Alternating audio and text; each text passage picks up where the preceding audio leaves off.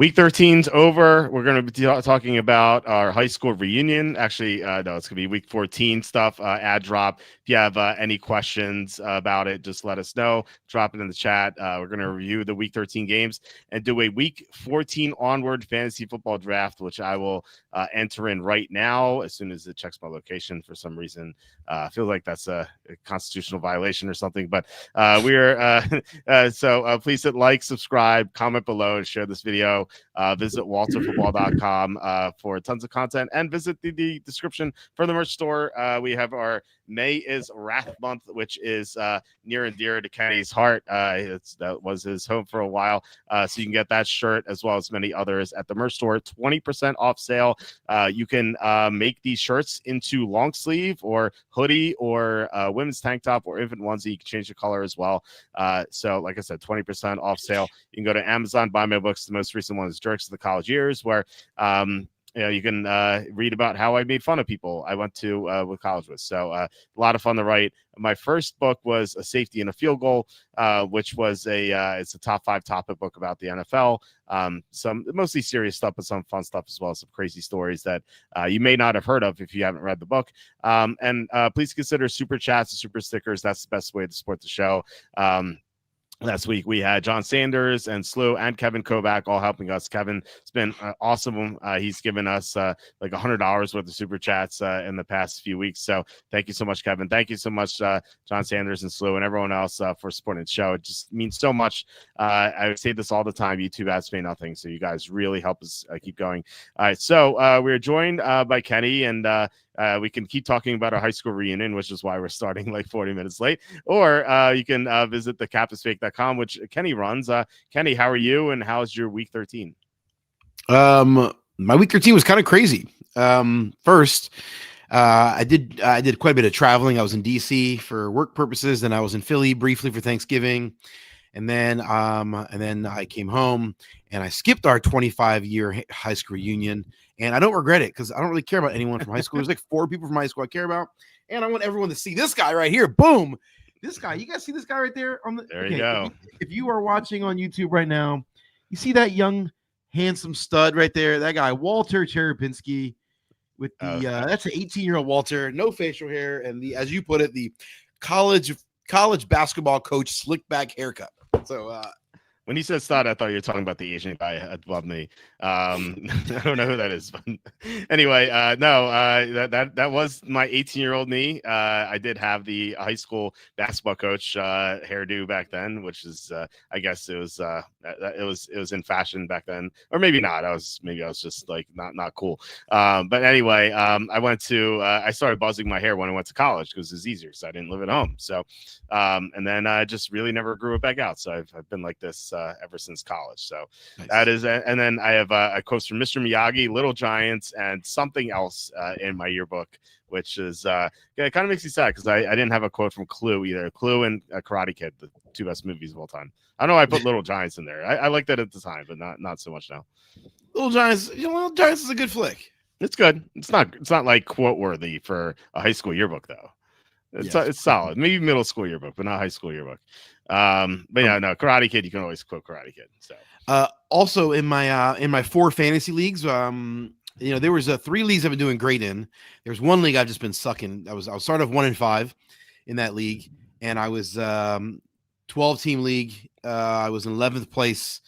But then I made a comeback, and I won.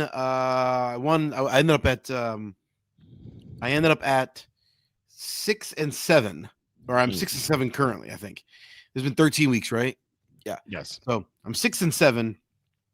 So I've gone 5-2 over the last 7 weeks. I had gone 5-1. I'd won 5 out of 6, and then I got smoked this past week in that league. And my probability of making the playoffs is pretty low. It's only 4 teams make the playoffs, 12, and so if there were 6 teams, I'd have a chance. But so it looks like one of my league looks like in that league.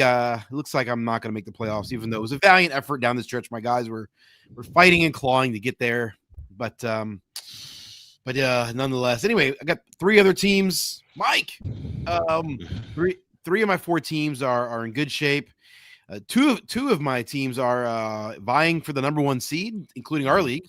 Yep. Me and Anish, our commissioner, are currently tied for first place. And I think you're kind of right on the heels, right? You've let's pull this up. I have the highest scoring team right now. Points for I'm first or second right here. And look at the standings. I'm second place in our division. I'm 8-4-1. This guy's 9-4. You're 9-3-1. Anish is 9-3-1. Any 4 of us can get the 1 seed, which is it's going to be interesting heading into week 14. Unfortunately, I have Drake May, so I'm going to have to find a quarterback. So I'm not like very, but I thought I was going to lose week 14. So I'm okay with I guess it would be the 4 seed, and then I'd have to play number 5 seed. And then if the 6 seed doesn't win, then I think if you get the 1 seed, we're going to play each other in the semifinals. Oh man, what a matchup that'll be. I know. So looking forward to it. So yeah, I think in another league, it's a 14-team league I'm in, that I'm in second place, but I feel really confident I'm going to win this week and end up with the 1 seed in that league. So we'll see how it goes. Yeah, it should be fun. Playoffs are right around the corner, so I'm going to break down everything. And like I said, if you guys have any questions, just leave them in the chat. We'll get to them. Kenny, going back to August before drafting, who turned out to be your biggest fantasy miss? I think I know. I drafted Brian Thomas in our league in the second round. Yeah. I mean, that's a pretty bad. Although I only own him in 1 league, so I'm trying to think. There's really no one player that I was really bullish on that I drafted a bunch that ended up busting. At least not any players that I drafted a bunch necessarily. The one guy in best ball leagues that I drafted the most that was a disaster is the man you referred to as the falling knife. Yes. That is Mr. Joe Mixon. I owned Joe Mixon in, I think at one point I owned him in 43% of my best ball leagues. Out of 111 drafts, I think I owned him in almost 50 leagues. And so that was an absolute disaster. So that's not good. So yeah, I think Brian Thomas being owned in 1 league. We argued a lot about Alvin Kamara in the summer. I only drafted him in 1 league in the 5th round. And so and for most of the year, Alvin Kamara was kind of okay, underachieved, but not terrible. And then he got injured. So that's obviously not good. So I don't know. I haven't had any terrible busts. Yeah, I was gonna say Mixon when Sue brought out that question, but that was injury. So what are you gonna do? But I should have known. You were telling me in the summer. I kept drafting them, going because the reports were just so ambiguous, And I think the lesson learned there is the ambiguous reports actually is not good. The reports were so ambiguous. I'm well, it's probably fine. Well, maybe even if he misses a couple weeks, I'm getting great value. Obviously it was not great value. My miss was Bucky Irving. I mean, that was an injury as well. That's injury. He was on fire. Yeah, he was. I don't consider that a bust. I mean, guys get injured. That's not your fault. That's true. Who else did I miss on it? I mean, I missed on a few, of course. I'll kind of think about it, but this question, who do you think was a bum that turned out to be very good? Mine was embarrassing. I thought Jonathan Taylor was being overdrafted. Well, oops. He was fantasy MVP, or at least in the running for fantasy MVP this year. So that was my bum that turned out to be not just very good, but amazing. Did you have anyone like that? I gotta try to think. Who would I think was a bum that ended up being great? There's an obvious one. It's my favorite whipping boy. It's Travis Etienne. I said this guy would be out of the league. This would be he would suck. He'd be terrible. He'd be a healthy scratch down the stretch, and he'd be out of the league. And obviously, that's not the case. So yeah. While I was drafting IG in the second round in the summer, that's not IG? True. Isaac Orendo. That's not true, Cassandra. Not second round, maybe 13th round, 12th round once in a while. I don't know. I don't think I was hurt by that too much. It didn't help, obviously, But if you miss on a 13th round, most people miss on their 13th rounders. I'm not too upset about that one. Although I felt like if that trade never happened, he still would have not been good because McCaffrey just never got hurt somehow. But at least he would have gotten some touches here and there. He might have scored a touchdown or two, kind of like Robinson does now. So it wouldn't have worked out anyway if that trade never happened. What was I going to say? The guy I overdrafted, or the guy that to answer Sue's first question turned out to be my biggest fantasy miss. I think was I mean, I don't know if you consider this. I mean, for a while we thought he was, which was Travion Henderson, because he looked terrible for a while.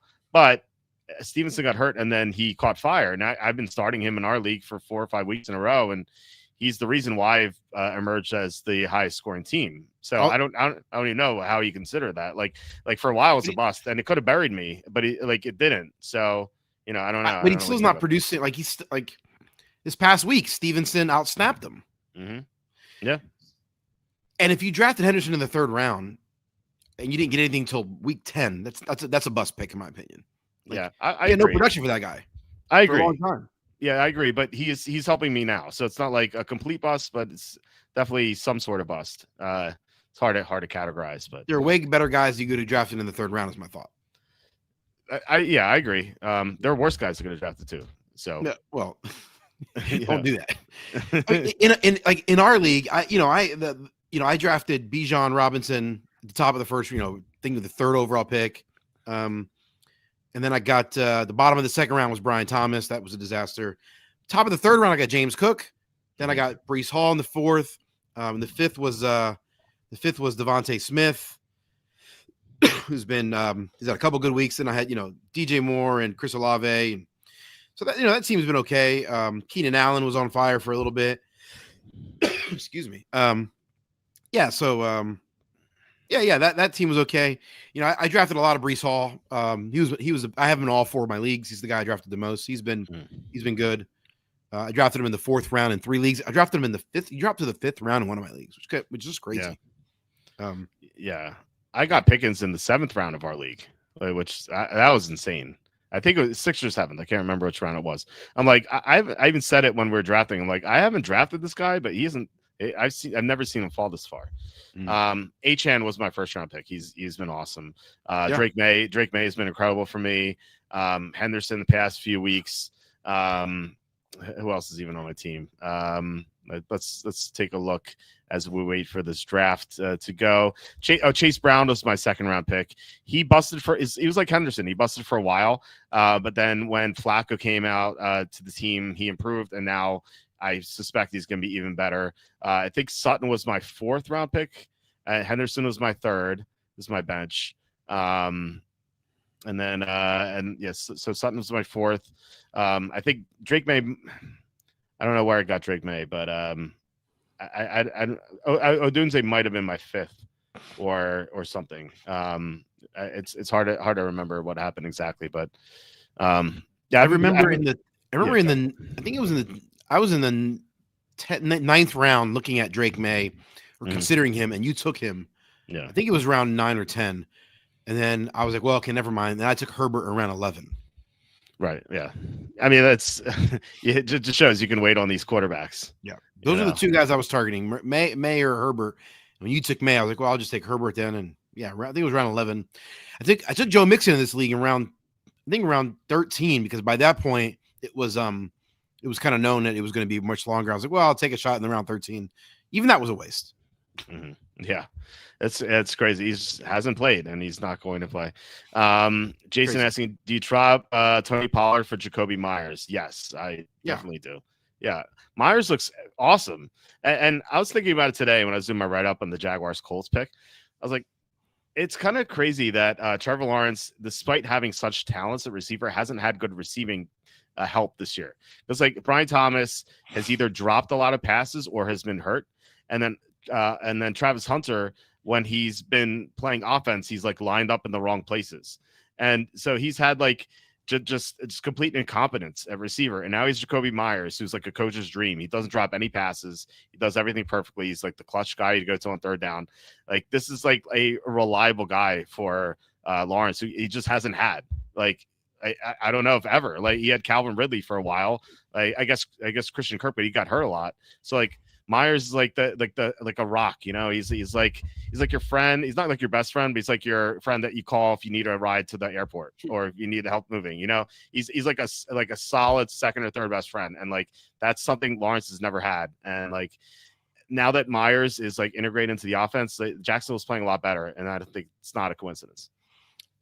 Two things. First, if you ever call me to drive you to the airport, the answer is no. I'm not taking you to the airport. You're not Jacoby Myers. Dude, why? You're an adult. I'm a grown ass man. I'm not freaking driving you to the airport. Dude, you know how expensive that is to get to the airport? I'm not saying I am beyond. That's something you do when you're 22 years old. Oh, I need to ride to the airport. I'm not calling anyone. Don't call me. I'm not calling you. Okay. First of all. Secondly, what the heck would happen to Brian Thomas? Like I don't understand. I know he was injured, so he missed the last few games, but like I don't understand the offense. This guy was awesome last year. It was not fluke. And so I don't understand, like, if you're Liam Cohen and you're this supposedly great offensive mind, how do you not figure out a way to get that guy involved? It doesn't make sense to me. Yeah, he just like dropped a lot of passes this year. Has lost concentration. I don't know. I don't know what happened to him. I mean, we've seen that happen before. They just got like long stretches where they just they just don't even involve him in the offense. I don't get it. Remember Michael Clayton, same school, LSU, and he came into the Buccaneers. I think he had like 1,400 yards his rookie year. He looked amazing, and then he just fell off a cliff and just was never heard from again a couple years later. I don't know if like Brian Thomas is maybe heading in that direction because like he's been a huge disappointment. Like that, I didn't hate him heading into the season. I didn't love him either. I thought that like he was going like a little too early, so I just never got him. But I thought that like if he fell to me like beginning third round, I was going to take him. It just never happened. But like I wasn't opposed to him, and then he's just. Like I'm doing these best ball drafts. He's like fifth round. He's going fifth round now in these week 14 onward drafts. I'm like, this is way too early. Like, what are you taking Brian Thomas for around 5? I'll just take Jacoby Myers like 2 rounds later or something. I remember specifically, being in the bottom of the second round of our league. I was looking. The 3 players I was considering was James Cooks, Brian Thomas, and JSN. And I was just like looking at those 3 guys. I'm like, I was like Brian Thomas, like his ADP was like mid second round. I'm like JSN's. Like his ADP was early third, and I was like, he'll probably still be like JSN will still be there. James Cook, like I had already taken Bijan, and so I was like, Breece Hall will be there in probably round 4. Kamara will be there around 5. Like that was my. It's like I'll go receiver here. So I'm like, okay, I'll go Brian Thomas, and then JSN went 1 pick before. So I'm like, well. Cook was still there, so then I took Cook. But like, if I could do that, if I took JSN there at the bottom of the second, or if I took Cook at the bottom of, if I took JSN and Cook, my team would be, oh man, if you swap out JSN for Brian Thomas, my team would be just far and away the best team in the league. Just a bit of an upgrade, just a little bit. What a disaster. Anyway, yeah. Just goes to show you at the end of the day, like my second round pick is a disaster. That's not good. Hard to recover from that. But like, if you draft good the rest of the way, like you're fine.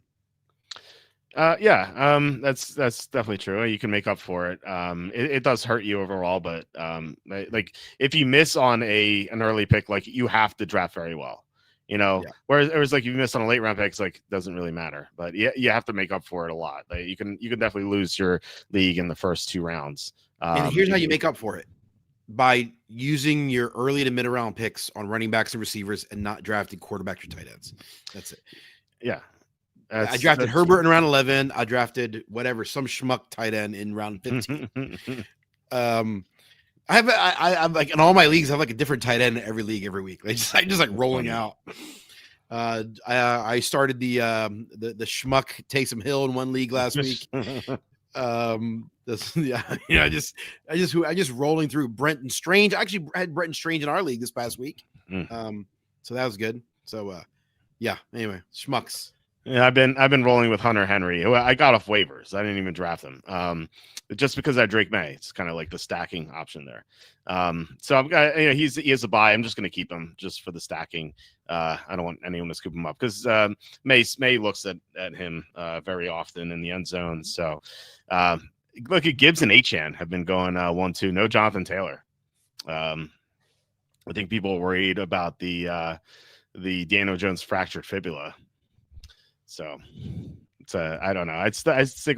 I would take Taylor, but Miami's schedule is so easy in the fantasy playoffs. This is week 14 onward, so there's 1 week of regular season football, and then we go to the playoffs. So you have to finish top 2, and the guys who haven't had their buys yet, it's basically like they're out for the whole regular season.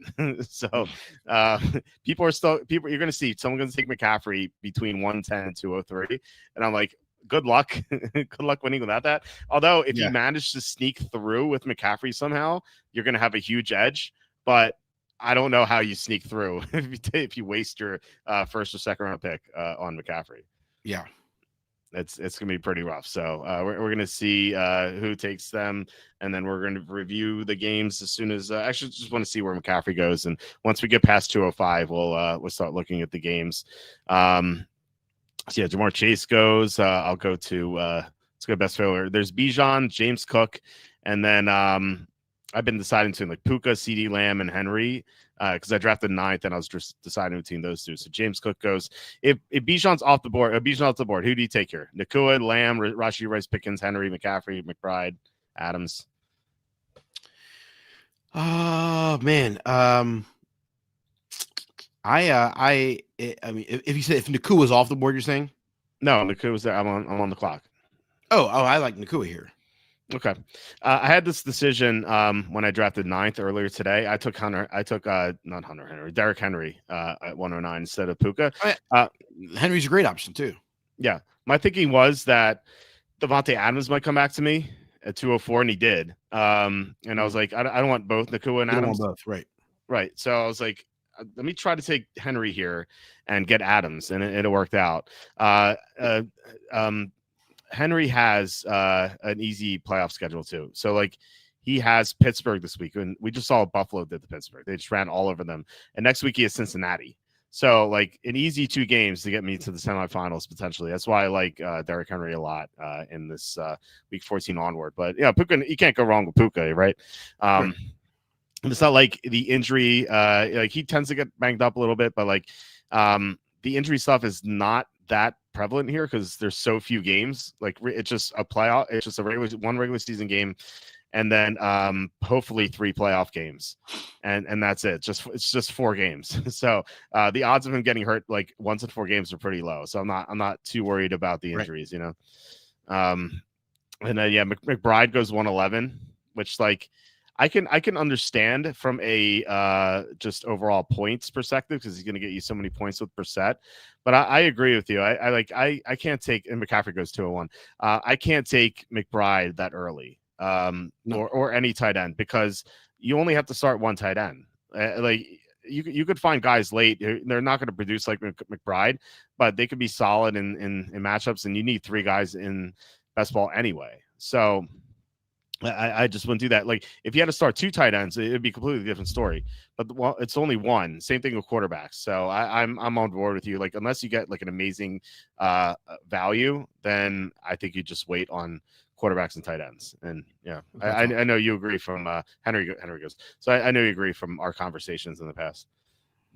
Yeah, absolutely. Just throw some darts at the end. Yeah. I'm about to be up. Who do you take? Devontae Adams, Josh Allen, Saquon, Chase Brown, Nico Collins. Who went? Chase Brown went. So Adams, Allen, Barkley, Collins, Jameson Williams, Irving, AJ Brown. Man, Irving looked great this past week. He did, yeah. He looked great. I got a feeling he's gonna be great. Yeah. It's hard to take Barkley, man. I know. It's really hard. It's hard to take Barkley, which is crazy to say, but I know. Yeah, well, I'll go Bucky, and let's get to the game. So, why don't we do the Eagles game first? Because we're talking about Barkley right now. Bears 24, Eagles 15. I want to get your perspective as an Eagles fan because I to me, this looked like just like a low effort game, like they had last year against Carolina, where they just didn't show up, and they won that game. But Xavier Legette had the ball in his hands, and he dropped the last play of the game. So Carolina could have easily won that game, and maybe you'd feel the same way about it. Chicago handled the Eagles better than Carolina did last year, but Carolina was worse than the Chicago team. The way they allowed nearly 300 rushing yards, it seemed like they just weren't playing with any effort or very little effort. Yeah, it looked like A.J. Brown is the only guy who showed up. And so I just, to me, as someone who's handicapping these games, I just throw this out. I'm not going to factor in this results. This Eagles team beat the Lions. They beat the Packers. I think they can handle the Bears if they had to play them again. I'm not too concerned about this from an effort standpoint. The one thing that bothers me, though, is that they still couldn't run with Saquon, even though Chicago is missing its top 3 linebackers. And then with Chicago, Monangai, Swift, I bet like $300 on the Eagles. And I made it back with DeAndre Swift rushing over props. So nice. That was clutch. Anyway, what are your thoughts on this game as an Eagles fan? I'm more concerned than you are. Okay. First of all, the offense has been broken for all year. They've never been good at any point this year. They've been wildly inconsistent. They have no identity. There's nothing they can do. They do nothing right. There's not one thing you're like, oh, they do this well. Nothing. They do everything mediocre inconsistently. There's enough talent where they're going to have big plays here and there, but like they've just not been good. The quarterback is struggling immensely. Like just Jalen Hurts is just not seeing the field. He's missing guys. They're miscommunication. The offensive line is playing terrible right now. The Eagles' offensive line is like not top 20 in the league right now where they're playing. Like for the better part of the last 5 years, they've been, a top 3 offensive line. And that's really been the core. They weren't good even before Lane Johnson went out. And then they lost Lane Johnson, who's arguably their best player, right? Like, yeah. Oh yeah. He's arguably the best player in the Eagles for over the last 15 years, you could argue. Yeah. And so, the offense has been broken. It's not good. There's the receivers and the quarterback are not playing well. The offensive scheme, it looks terrible. So it just, they have that. And but the defense was bailing them out. The defense was playing freaking lights out for several weeks. Mm-hmm. And then they just fell apart against the Cowboys. And then that carried over against the Bears. And I've never seen this team get pushed around like this. Not recently, at least. The Bears offensive line looked like they were like a bunch of college players playing against middle schoolers, just like LSU lined up against the Summerton Bengals. So anyway, they play right across the street from me. Shout out to Summerton, little league team in Philadelphia. Like it was just a very, very strange. I never seen Jalen Carter and Jordan Davis get pushed around like that. So maybe that's just exhaustion on a short week. Maybe the one thing I would say that maybe makes me nervous is that the Eagles they won 4 games and they lost 2 in a row. Then they won 4 games and they lost 2 in a row. And it was very, very similar. They were 4-0 and then they played Denver and they're up against Denver and then they kind of collapse at the end and Denver kind of, comes back and wins the game in kind of a weird way. And it's really disappointing. And then they come back on a short week. That week was on Thursday night against the Giants. And it's just like a total zero effort game. And they just suck. Mm-hmm. Okay. Then they have then they're off for a couple weeks and then they come back. They win 4 games. Defense is playing great. And then they have another game kind of like the Broncos game. Cowboys, they're up and then they fall apart. Very disappointing. Then they come back on a short week and just like no effort. Like it just feels like a very, very reminiscent. Like they just very striking. And that to me is like, that's coaching. Like if your team loses and falls apart, as disappointing, like to get them ready, like mentally to get up for the next game, like that's a coaching thing. And so I'm going on long here to basically say the one thing I thought maybe they had was a great culture and great head coach and great, I thought their coaching staff was great and their culture was great. At least that would they could overcome, but that even seems to be got some chinks in the armor. And so I'm really concerned about this team right now. they need to come out next Monday night against the Chargers and look good, and not just like win the game. They need to look good. They need to win in convincing fashion. Other than that, yeah, I think an early playoff exit is likely if this team doesn't do something different dramatically very quickly. You think this reminds you of the 2023 team, like down the stretch? People have said that. This team doesn't remind me of that team because that team, like they had like that team like had some really great moments early in the year. They like their offense looked really good for big stretches. They were throwing the ball all over the place on that season, and then, but it was their defense that was inconsistent and then fell apart and just couldn't stop anyone. And so like this team is so different in that their offense has never been good. So it's like I don't know. To me, it feels different. It feels like they're not falling apart. It just feels like they've just never been good at all. Like I don't know if that makes sense. Yeah. I hear you. What I'm saying is I think this is worse than 2023, actually. Worse, okay. I think it's potentially a worse situation. Yeah, speaking of worse situations, who do I take here? Between St. Brown, Higgins, and London, like they're all iffy to play. I don't know. Not in love with. I have two running backs already, so I'm not in love with them. Any of them here? Who do you take? 15 seconds. I think Higgins is probably the one that's going to most likely to play. I don't know. St. Brown and London are definitely going to miss time this next week. They're not going to play next week. Well, Campbell said St. Brown has a chance. In London, I saw that he's now considered day-to-day and certainly has a chance to play, according to Tori McGaleny, the Falcons' official site. But who knows? They're just reporting on their own team. So I don't know if I can trust that. I'm not confident they're going to play. Yeah. Yeah, I'm not confident in any of them. I was thinking about taking McConkey or Olave here and then coming back with a running back. Kind of regret I didn't do that, but it's okay. We'll see what happens with this draft. All right. Anyway, let's go to the next game. Let's start the first Thanksgiving game. By the way, quick comment on the Bears. Caleb Williams maybe had the best game of his career. I mean, like, in terms of just like in general being like efficient, smart. It was super windy. But he made a lot of really good plays in this game. He's still not great, but he's getting better. And I wonder with one more offseason with Ben Johnson, does he come back in 2026 and really take a next step?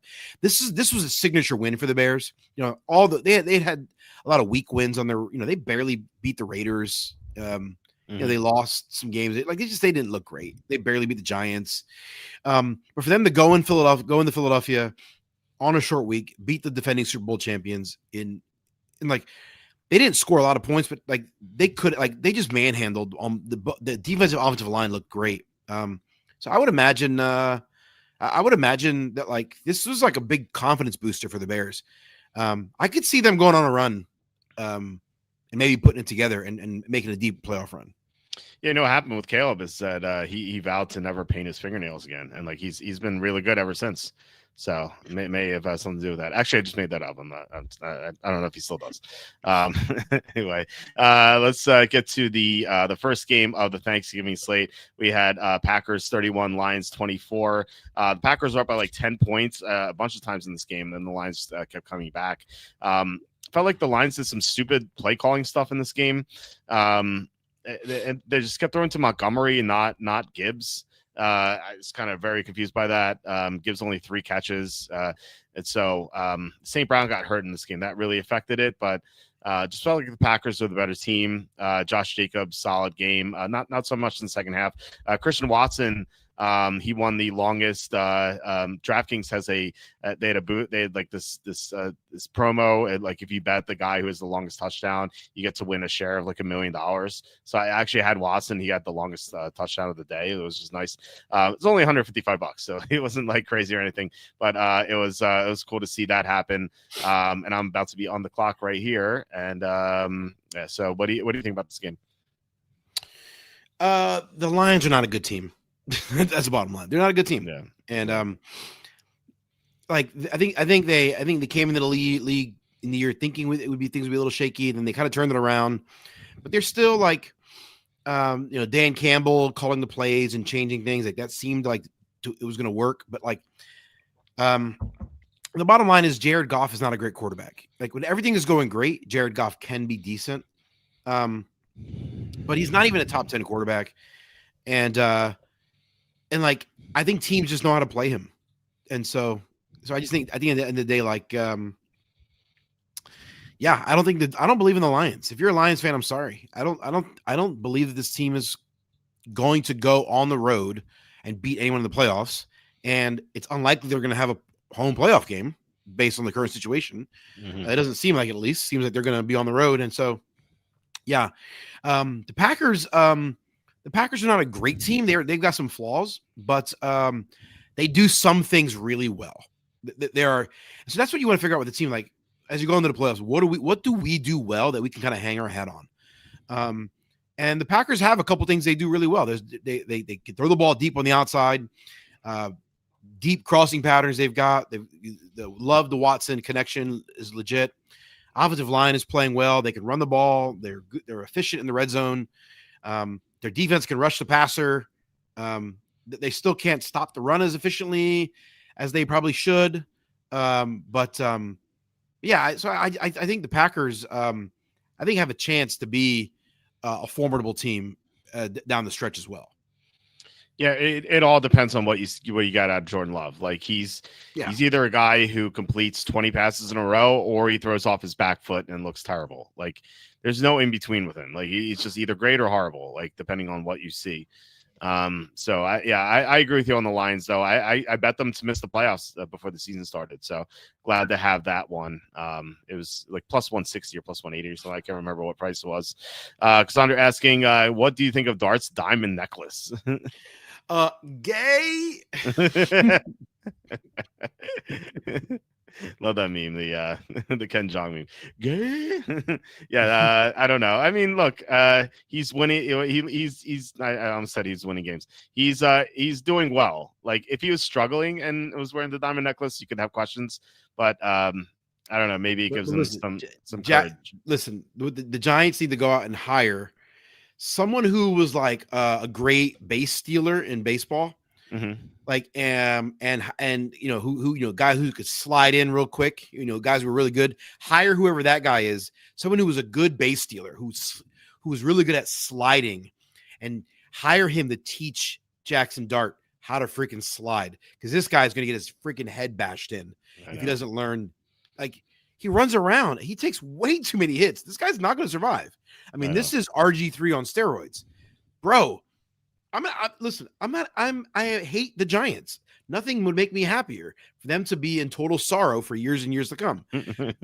But even I need to go, dude, you have got to learn how to protect your body. This guy cares little about like what is wrong with this dude. Yeah, that's for sure. He needs to do something or he's going to be out of the league in like 3 years. He's been tested for 4 concussions so far and like basically how many starts? Like 9, maybe even less than that. So yeah, it's bro. Right. I don't understand. Like you have to be, does it not cross his mind? Maybe he's had too many concussions already for him to realize. maybe, or maybe he's had too many concussions and he doesn't realize the diamond necklace is, gay. Maybe that's it. I don't know. Dart learned nothing from the inevitable injury fate of his boyfriend Cam. Yes, that's one of the ugliest injuries you ever see, man. Ugh. Yeah, that was for sure. That's tough, man. Yeah. Does Jane Daniels play this week? I don't know. It looks like they're Vegas is on the fence because they made the Redskins a 1-point favorite, and then now Minnesota's a 1-point favorite. So it looks like they're trending toward no. So I would guess no. It's I would say like 25% chance it's possible. I don't think so. And then how about Bears +6 versus the Packers?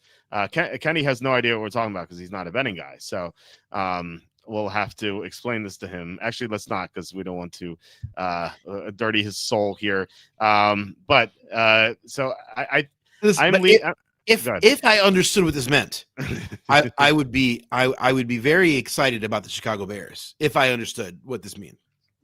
Okay, interesting. I would be on the Packers. I'm not a believer in the Bears, despite what we saw in Philly.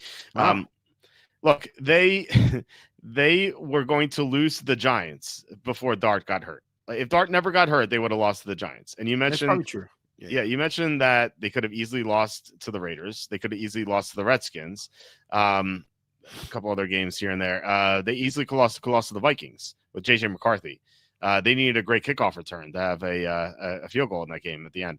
So I'm not very bullish on this team, and I think the Packers are better. So, but I don't feel strongly about it. Let's just say that. The NFC North, by the way, I think is shaping up to be an interesting the last few weeks, right? I mean, like those 4 teams. I mean, like the Lions, the Vikings, and the Packers. Those were all playoff teams, and we thought the Bears were going to be the basement of the division. Mm-hmm. And the Bears have now leapfrogged them, so it's very interesting. Yeah, absolutely. So yeah, that'll be fun. And the Lions look like they might be the team out, so it looks like the Packers and Bears might be in. But I mean, who knows? Crazy stuff can happen in these final 5 weeks. Hard to believe we only have 5 weeks left of the regular season. Just felt like it's gone by in a flash, you know. Mm-hmm. Who do I take between Jaden Higgins and Zach Charbonnet? I could use a 4th receiver or a 3rd running back. Oh, Charbonnet. Okay. I think Higgins has done better, but yeah, I can see that. And the 3rd running back I kind of need. I took Lamar Jackson at 605. I've never seen him fall this far. I just had to do it. Yeah. I don't know. I'm not crazy. I'm not crazy about it, but I like I said, I haven't seen this happen. So anyway, should I pick up Geno or Mariota? I have May on bye. Those are my options. Well, I have that dilemma too. They're fine if Daniels is out, Mariota's okay. Just keep in mind that Minnesota is a good defense and they bring lots of pressure. So Geno is going to be facing a tough defense as well. Of those 2, I think I'd rather Mariota because he can run, but there should be better options in your league. Like, yeah, are you sure there's not better? I mean, yeah, there should be better options of those 2. Yeah, I guess it's Mariota, but I don't feel good about it.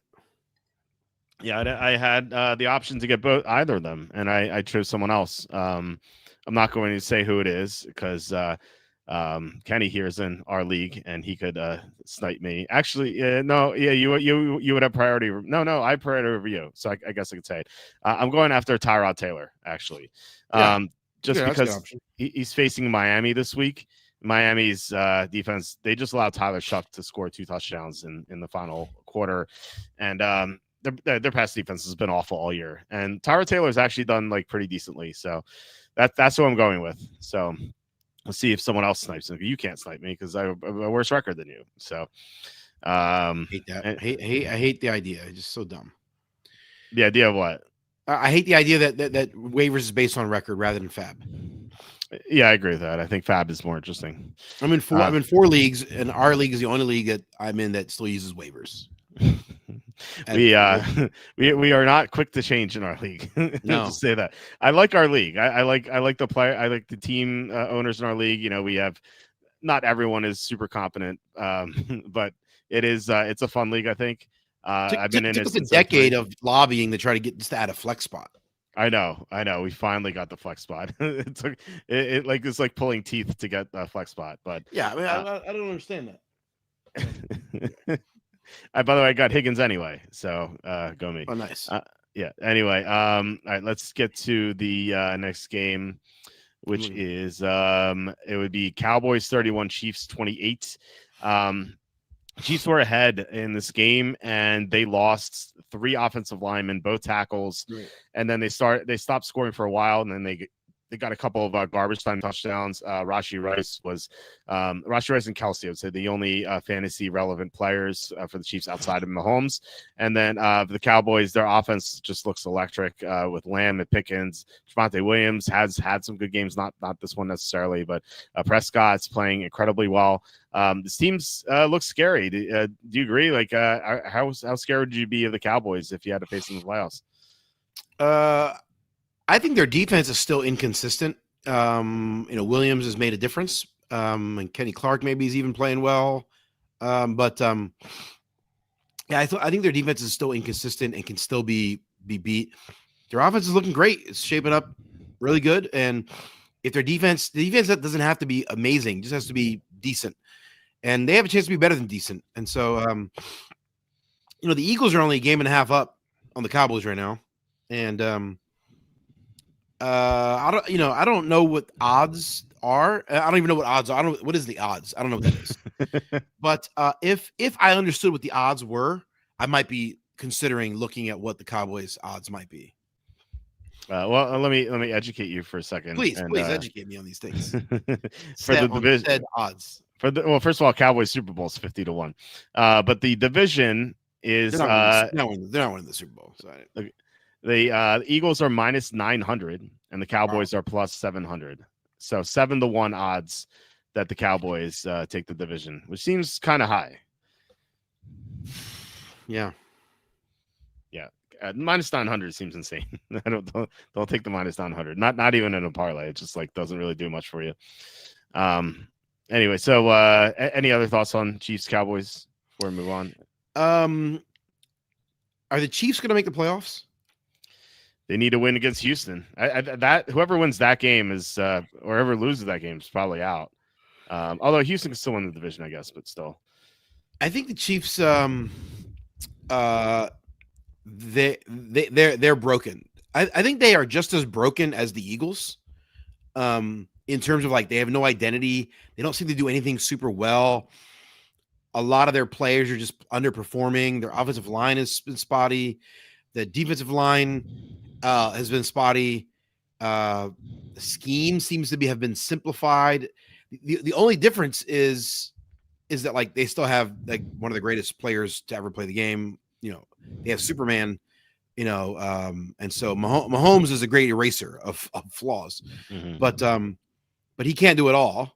And he has he had bad habits in college coming out with mechanics.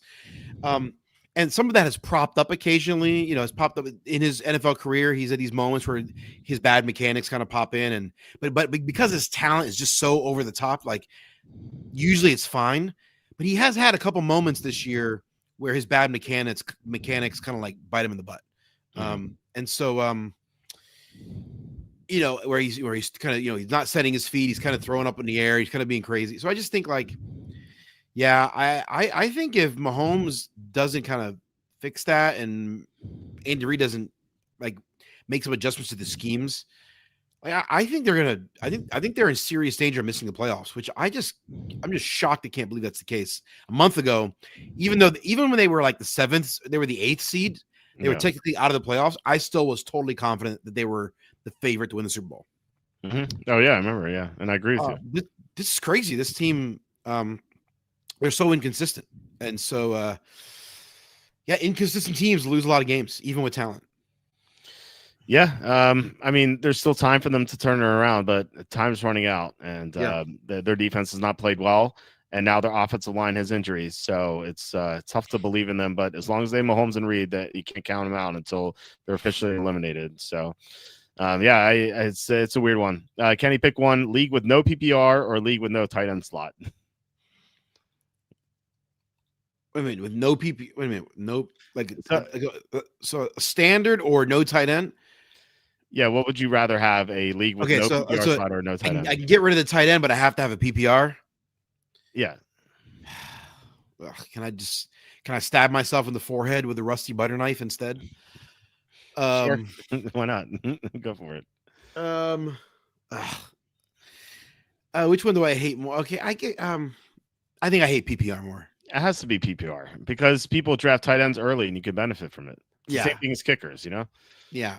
So I think it's PPR. Yeah, that's what I hate the more. I'll take the no PPR and suffer with the tight end. Yeah. What team do y'all like? Well, Kenny's an Eagles fan. The team I like is the team I'm betting on. That's the team I like. I'm Team Walt. There we go. Houston will probably blow the game against the Chiefs by needlessly trying to blitz Mahomes. Maybe they learned from that playoff game, but I have my doubts. Yeah, it's when you have a front that can get to the quarterback without blitzing, you don't need the blitz. We saw that in the Super Bowl where the Eagles won that way. Just don't blitz because you're just going to expose your secondary, and Mahomes is great against the blitz. So we'll see. Yeah, we'll see if they've learned anything. I have my doubts, but you never know. Yeah. But I'm going to be up in a bit. I have a choice between Blake Corum, Tyler Algier, Trey Tucker, or a quarterback, I can go Drake May potentially because I already have Lamar Jackson and Caleb Williams. So that's interesting. What do you think? Trevor Lawrence is available too. Who's your tight ends? I don't have one yet. What round are we in? 9 or 10. I mean, who are the tight ends available? Is there a tight end you like? Kincaid, but he's questionable. I'm going to get to my tight end. I'll tell you who I like, and you're going to think I'm crazy, and then I'm going to tell you why, and then you're going to agree. So I could, unless you see someone here, Kincaid, Loveland, Schultz, Fannin. No. Okay, who would you take between Corum, Algier, Trey Tucker, and Drake May? I think I like Corum. Okay, coming off a good game, maybe there's a. Okay, well, it took him. All right.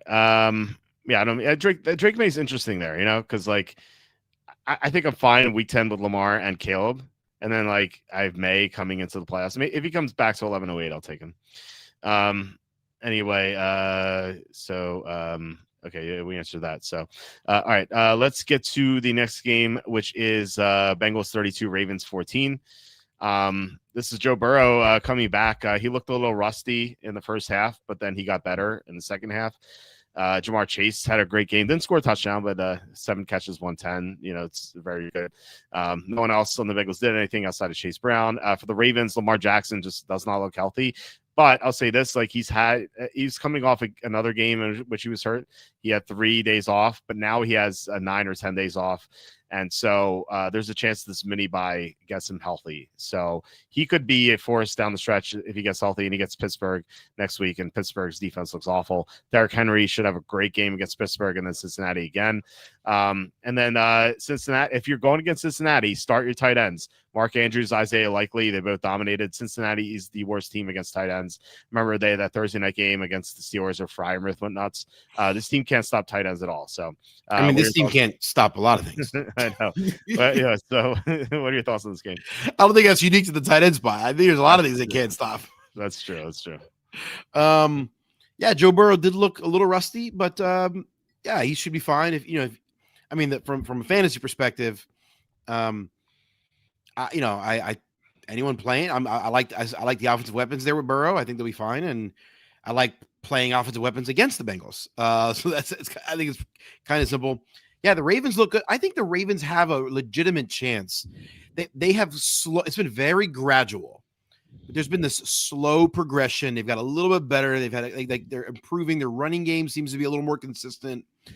Their defense is getting a little healthier. Like I think there's an outside chance this team rounds out and goes on a run.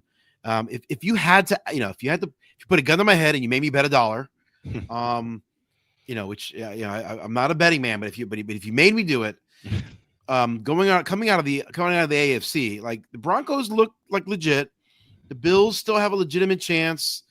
The Chiefs are still the Chiefs. They still have Mahomes, but the one team that I think is overall kind of rounding out and could make a little bit of a run, and be kind of a tough out is the Ravens. I think there's some optimism there should be some optimism if you're a Ravens fan.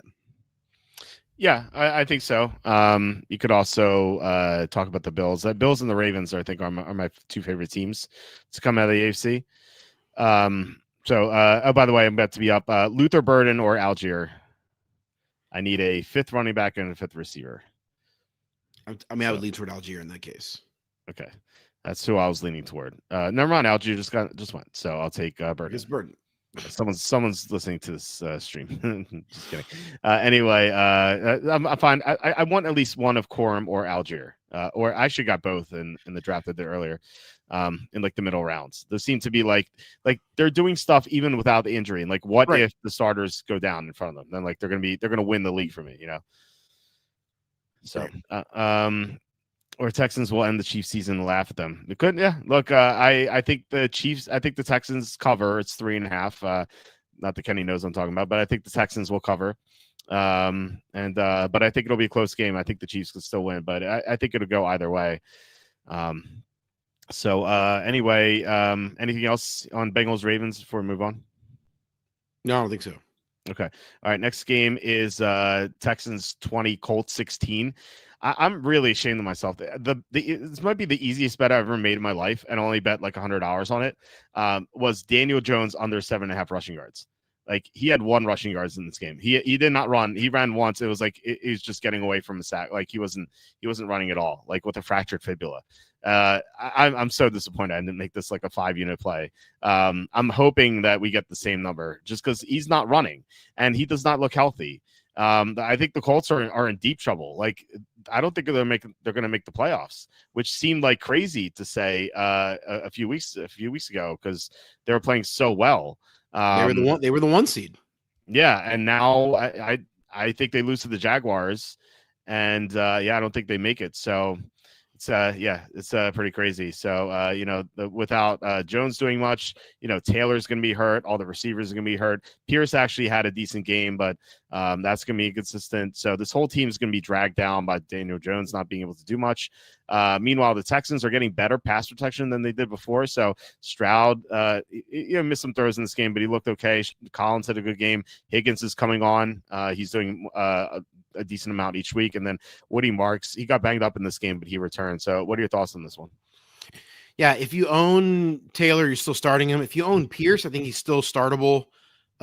He's a solid flex wide receiver 3 in my mind, and no one else. Sauce Gardner going down. How does that impact them as well? I mean, it's pretty significant. I mean, have they given a prognosis on that yet? They said a few weeks from what I heard, but there could be updates. So I assume he's gonna be out like 2 or 3 weeks. Yeah. I never really believed in Daniel Jones, but I didn't expect this. Yeah. Yeah. It's I thought they were a team that are going to make the playoffs and like lose like in the first or second round. I didn't think they were going to go far, but right. This really hurts for sure. By the way, I took Isaiah Likely. He plays this week. He plays the Steelers, who are bottom 5 against tight ends, and next week he plays Cincinnati, who the worst team against tight ends. So that's my plan here. Either Andrews or Likely. And we just saw Likely have a monster game. I think that he could have a really strong finish. So I think he's going too late. And I like Andrews too, but Andrews went 8-12. Like I'll take Likely at 12:05 over Andrews at 8-12.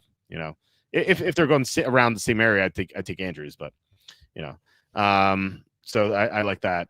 Anyway, any thoughts on anything else here? Maybe Houston at all? Oh yeah, we didn't talk about Houston at all, did we? This team, they're an interesting team. Nico Collins is the guy you want to start here. Everyone else is just sort of like, I don't know. Like, I don't know if I still don't feel confident in any of their running backs. I still don't feel confident in the rest of the supporting cast. I don't feel confident in CJ Stroud. I think he can turn into a pumpkin at any moment. So to me, it's Nico Collins and nothing else. And I'm just not sure I believe in that team. Like, there once upon a time, I really believed that team had a legitimate chance. Their defense is awesome, but the offense is it's just not good enough. I don't think at this point. I don't think they have enough talent. I don't think they're coached well enough. I think the quarterback's too inconsistent. I think they're not healthy enough. Like, the disparity is not as bad as like what we're seeing in Cleveland, but the disparity between the offensive and defense is significant.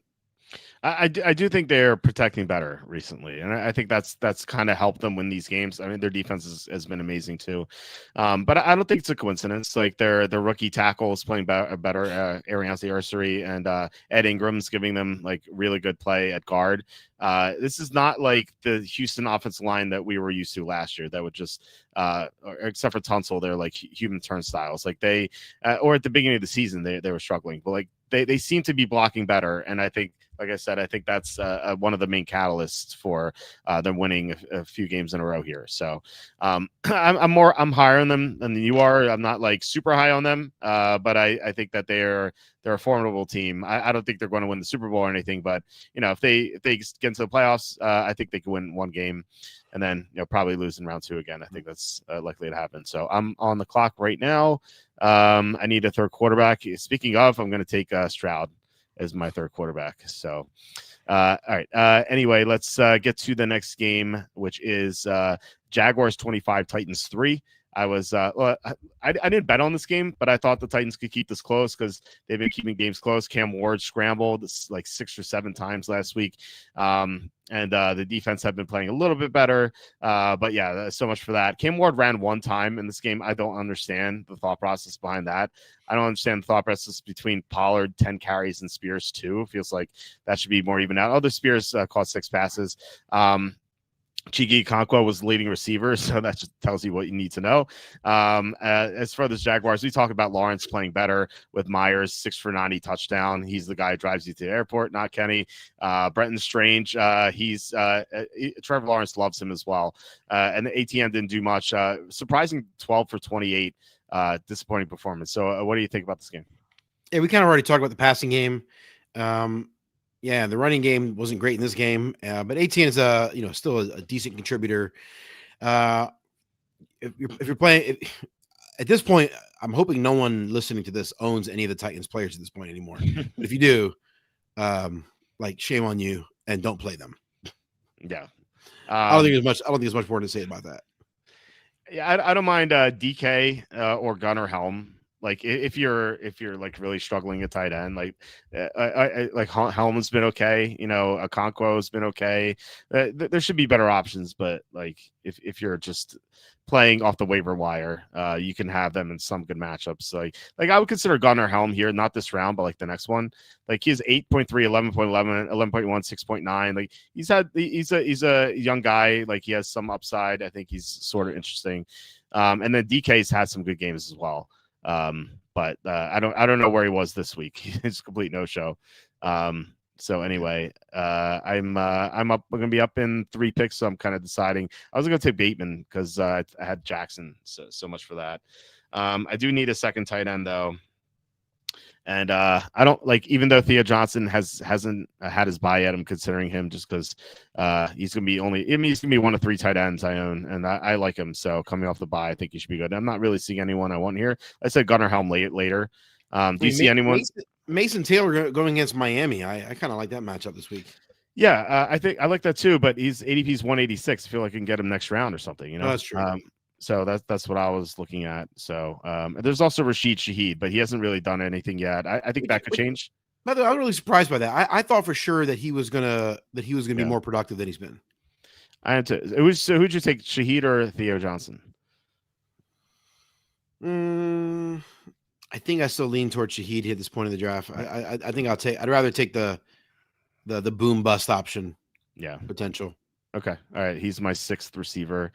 We had a question here. Thoughts on the squad for the playoffs? 12-man, 3 receiver, 2 running back, 1 flex. Dak, JT, Jacobs, Kyron, JSN. Seems great. Lamb, Sutton, Gadsden, Texans D, Myers, benched Watson, Christian Watson, I assume. Godwin, Emmanuel Wilson, Corum, Waller, Reed on IR. Any advice? Prepare your championship speech. I don't know. It seems good to me. That's my advice to you. How did you get this team? Like, I know it's a really good team there. I'm kind of jealous. I like that a lot. Who are you drafting with? Like, if Lamb was your 1st round pick, and was Jacobs your 2nd? Was Jonathan Taylor a 3rd round pick? Was Kyron Williams a 4th round pick? Like, maybe trades or something. Yeah, you make some trades that where you just you get in a league with a bunch of like autistic kids and rip off their money. Come on, man. You know what? Taylor was going late. I wonder if he took Lamb and then Jacobs and then Taylor in the 3rd round. Like, because Williams in the 4th round. Oh yeah, it's true. Yeah, I don't know. ASN in the 5th round. Come on, I think Mr. Kendaholic here is this a real team? Come on. Look, I did I tell you about the team? My friend is a doctor. He drafted. Yes, you did. He draft. I almost want to bring that up. I don't know where it is on my phone, but he had he got Ashton Genty in round 5, like as an example. Not that Genty's been amazing this year, but he got him in round 5. And he was he watches football, but he had never played fantasy before. So he called me up. He's like, yeah, my doctor friends are having we're doing a league for the first time. He's like, hey, can I pick your brain? So I talked him through it and I showed him, like my sleepers page and stuff like that. And so he actually called me during the draft and he was like, who should I take here? And it's like we got to like round 5. He's like, yeah, Ashton Genty's on the board. I'm like, Ash Jetsy's the Lord. What? I'm like, take him. He's like, well, I already have 2 running backs. He's like, I don't care. Take him.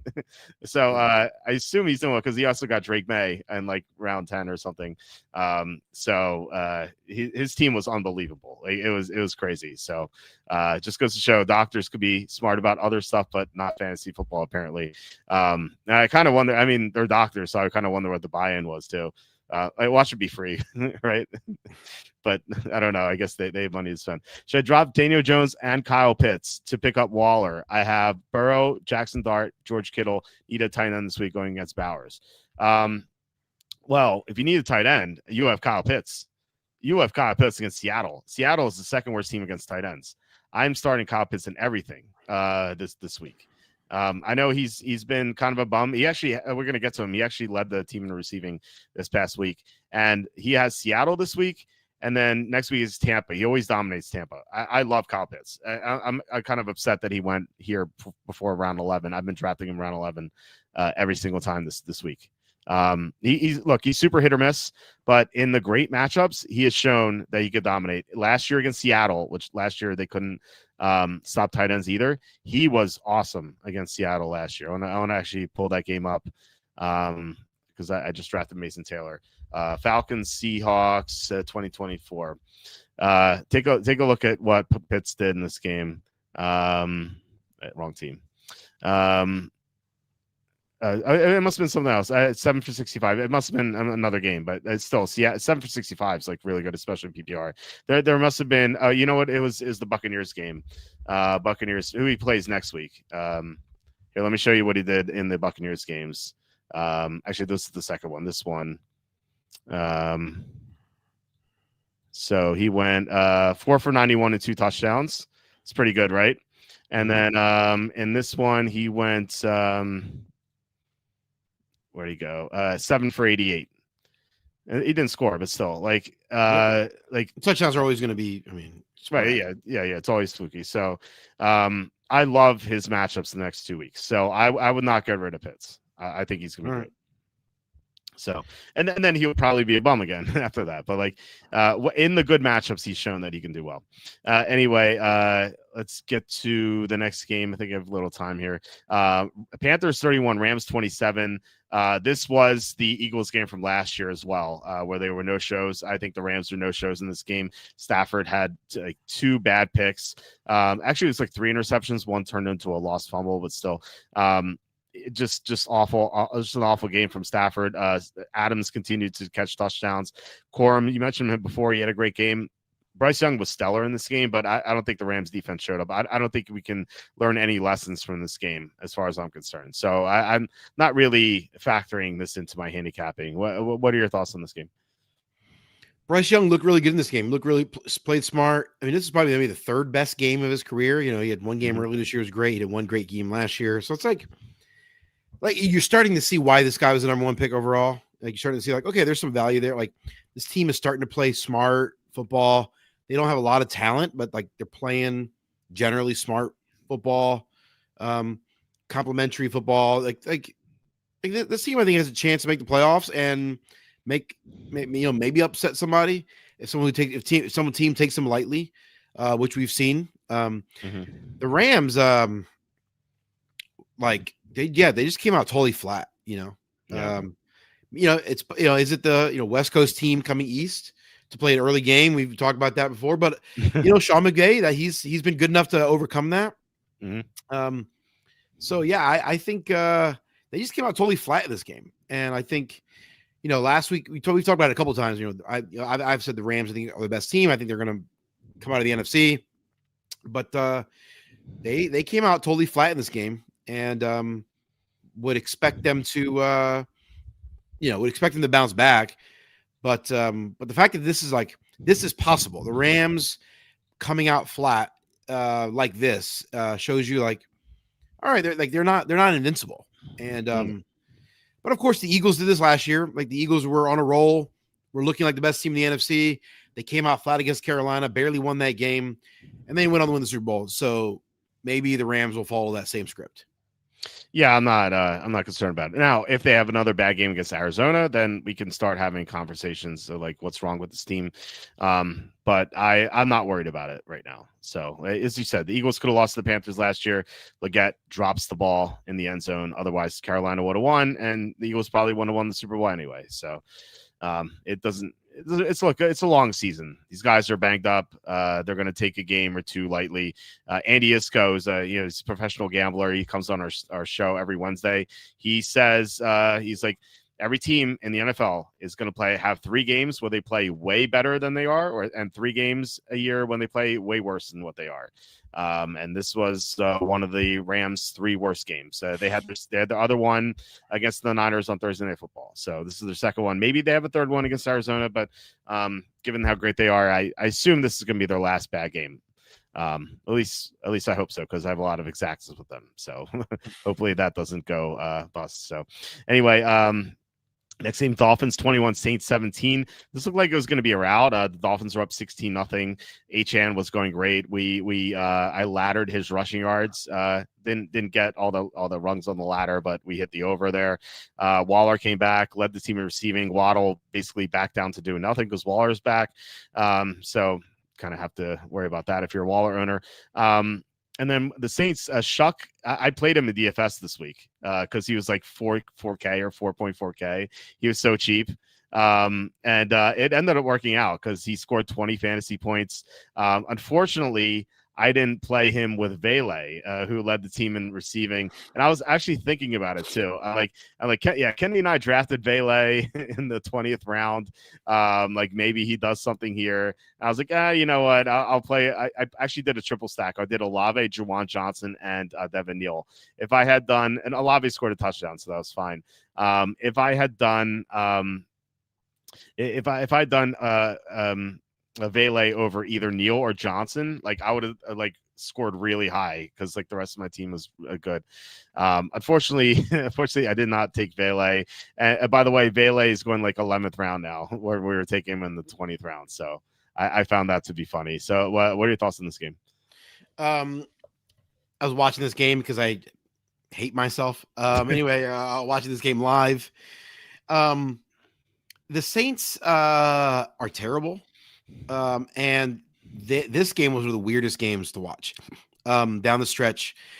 Tyler Shuck was awful. This is a unbelievable like example of where fantasy football doesn't match reality. Yeah, like because he was absolutely terrible at quarterback, and yet the stats still look good. And so it's like sometimes because of game script, you can put up the stats even though you're terrible. And so if you're a Saints fan, you got to hope that this is not your quarterback in the future.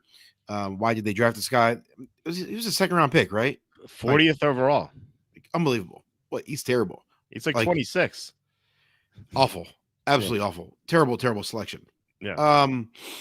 And so and it was weird. Like they barely scored. They finally get something going. They score a touchdown, and then they go to 2-point conversion. Shuck throws the interception on the 2-point conversion, and so then it gets run back for the very rare 2-point interception return by Miami. Pick 2. What was that? Pick 2. Pick 2. That's right. It was just like, so rather than getting the 2-point conversion and tying the game at 19, they end up being down 21-17. They go for the onside kick. They actually get the onside kick, which it wasn't sure. Like the ball actually went 10 yards, and it was confusion there. But they still got the ball. And then they go down. They try to score. They try to do the tush push, and they can't get in. Just a freaking disaster. Like it's like watching a car accident in slow motion. So Olave is a great player. He can overcome the disaster. No one else. Like Vele, like this is fluky. Like his touchdown was a great touchdown. He did. It was awesome to get his feet down, but it's not realistic. Like don't put energy in going after these guys. On the Miami side, like other than Achan, you don't want anyone on this team. Like this team sucks. They're terrible. They're not well coached. They're bad scheme, bad players. They're not healthy. Offensive line's not good. Like other than Achan, this team's terrible. And like unless you're a fan of these two teams, like watching these two teams is like again, it's just like painful. And if you are a fan of these two teams, like stop watching football, like, and just give up, retire from sports. Yeah, I don't blame you. I mean, at least the Saints try. Look, I'll say this about the Saints: they spend their money. You know, you That's right. run the cap is fake.com. They spend their money and they avoid the cap. And so, as if you can root for the Saints, I can at least appreciate that. Now they've made a lot of mistakes. You know, Shuck 40th overall is a disaster. If he was 21, I can understand it because he has some talent, physical talent. I mean, but he's 26. Like, there's no ceiling here for him. Like, he's yeah. It's terrible. You know how every year, at some point of the year, some quarterback gets injured, and like the team ends up starting some 6th-round guy you never heard of. Right. You know, who was the guy for the Giants a couple years ago from Shepherd College? What was It's Tommy DeVito. Tommy DeVito. Was he from Shepherd's College or was someone else? No. I don't know. I'm not sure. All right. So someone from like a D3 school. Anyway, you know, the guy for the Vikings this past week, Brosmer, whatever. Like every year you get the situation where it's like there's some guys being drafted like, you know, in the 6th, 7th round, and they just get thrown in for a game or two. They look absolutely terrible. Like if I didn't know better, I'm like, oh, Tyler Shuck's one of those guys. Oh, he's like, you know, he was a D2 guy that they overdrafted in the 6th round, and you know, their starter and their main backup got injured, and now they got to throw their 3rd string guy in, you know, and this is his one moment, and then we'll never hear from him again. Like that's. If I didn't know better, I would think Tyler Shuck was that kind of guy. But no, he was a freaking 40th overall pick. That's insane. Yeah. We had him as a 5th-round prospect. And then, like, it generally, like, we heard rumors saying, oh, teams value this guy highly. I'm like, what? This guy has been in the league forever. Here's how long he's been in the league. He was teammates with Juwan Johnson. And Juwan Johnson's on his 3rd contract in the NFL. Isn't that crazy? like why? How? I don't understand this. Like, they're gonna have to take another quarterback, the Saints, obviously, unless like everyone goes back to school, which actually could happen. There could be like no quarterbacks in this draft. I am on the clock with my 19th pick. Let me Trey Harris is okay. It's all right.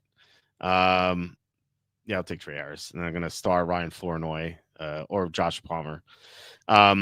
Okay, so yeah, it's a disaster for the Saints, but you know, this is the NFL. You could turn your franchise around with one pick if it's a quarterback, and if they draft the right guy this upcoming April, then suddenly things will look great for them. And if they draft the wrong guy again, then it's gonna be more bad years for the Saints.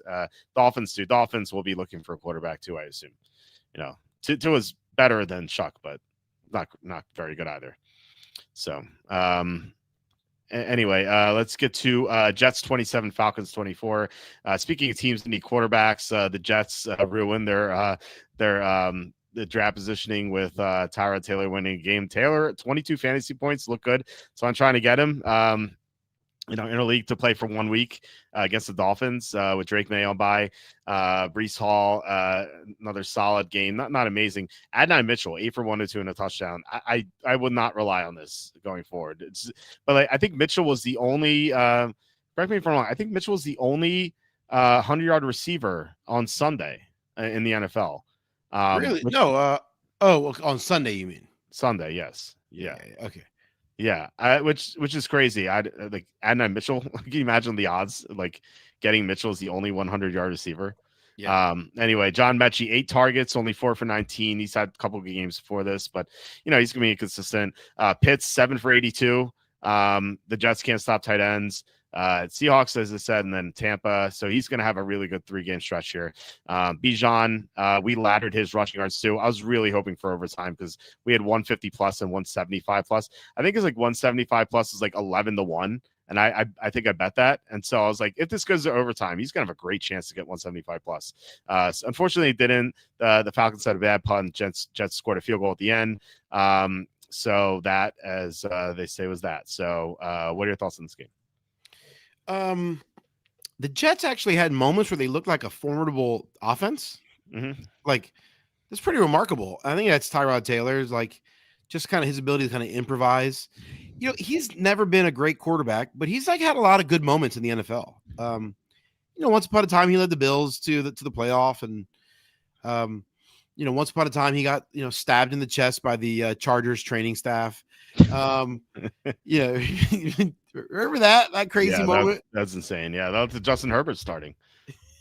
Crazy to think. I feel like the things that have happened in the NFL, like that we've experienced, we've observed. Unreal. He's supposed to start the game, and they shot him up with a painkiller or whatever it was, and they stabbed him they gave him the shot in the wrong place, and it punctured his lung. Like, what the freak? It's crazy. It's crazy. And then he never started a game for the Chargers ever again. Nope, that was it. So he didn't get Wally pipped. Wally pipped to get stabbed. What were we talking about? Sorry, I'm thinking about Tyrod Taylor getting stabbed by the medical staff. What a crazy thing to happen. I know. What an absolute. Anyway, the Falcons, Bijan Robinson's awesome. The rest of the team sucks. Tyler Allgeier's fine. If you have Tyler Allgeier, you're championing Kyle Pitts. I think Kyle Pitts sucks. I hate having to start him. However, I may need a tight end this week, so I actually may need to start him in a kind of league or two. He's on the waiver wire in most of my leagues, so it's possible I may have to go for Kyle Pitts. Yuck. But anyway, if I can help it, other than Bijan, I don't want to be starting anyone. If you're really in a tough spot, Tyler Allgeier, if you're suffering from bye or injuries, he could be a decent flex play still. Yeah, I mean, they use him at the goal line, and they'll they play Seattle this week, so it's not a good matchup, but still, he's a guy you can usually use from a week-to-week basis. All right, 49ers 26, Browns 8. Given the score, would it surprise you that the Browns outgain the Niners in yards and yards per play? What happened was there were 3 plays that basically decided this game. There was a long kickoff return, and then Harold Fannin fumbled on a short field, and then there was a muffed punt on a short, gave the Niners another short field. So the Niners scored 3 touchdowns on when they started at the 20-yard line. The Browns just give frap this game to the Niners. So it's a shame because I think it could have looked like it could have been a better game. Sure, Sanders hit or miss in this game. He took a bad sack a couple of times, but he had some okay moments too. I didn't get your take on Shador last week because you were traveling, so I want to get your opinion on him. Judkins 23 for 91, solid. McCaffrey actually not a great game from a fantasy perspective, and then he comes into a bye, but still not bad either. Purdy had 3 interceptions in the first half of last week's game, and this game they were pretty conservative with him. So what are your thoughts on this game and Shador Sanders? The only thing that matters, I guess, on the Cleveland side, if you got Junkins, I have him in one league as a flex. You're starting him. Don't start anyone else in the team. They're too inconsistent offense. Mm-hmm. Shador Sanders sucks. He's not good. I don't care what anyone says. I'm watching him play. He doesn't. I guess to me, it's like he's got the Jalen Hurts problem where he can't see the whole field at the same time. That's his major problem. That was his issue coming out. That's why teams didn't like this guy clearly can't read the field well. He is much more athletic. I think he has more athleticism than Jalen Hurts overall, but he doesn't have the same running savviness. He doesn't see the field passing or running. And he doesn't have good touch on the ball. He just doesn't know when to throw. So it's he just throws the ball with velocity when he doesn't need to be. Maybe you can learn that. But yeah, he's just doesn't have good touch. So just he just makes dumb decisions. One play, I think there was 3rd and 18, and he's extending the play with his legs, and he's got potentially has a man down the field open. Then he just he runs to the side, and then he just runs for 3 yards and slides. What? Why are you? It's 3rd and that's 3rd and 12, I think, or something like that. Why are you sliding? There's 5 more yards, and what do you do? Are you paying attention? You know what? That play looked to me like you're playing PlayStation and you're running with a player and you accidentally hit the wrong button and he slides when you don't want him to. Yeah. That's what So we're just this is Shador saying he sucks. This guy's not good. I don't care what anyone says. But Jacina Anderson said he's gonna be a superstar, and she's an idiot. And so, yeah. Anyway, that's enough about the Cleveland Browns. If you're a Browns fan, I'm sorry. Like, I have legitimate compassion towards you. Defense is awesome. Offense, what the heck are they doing? The 49ers, like, they were looking good when they had a bunch of injuries. And I was like, okay, like when their players get back and they get healthier, I wonder what they're going to be like. Like, I'm not sure this team is good. They have good players. They have good scheme.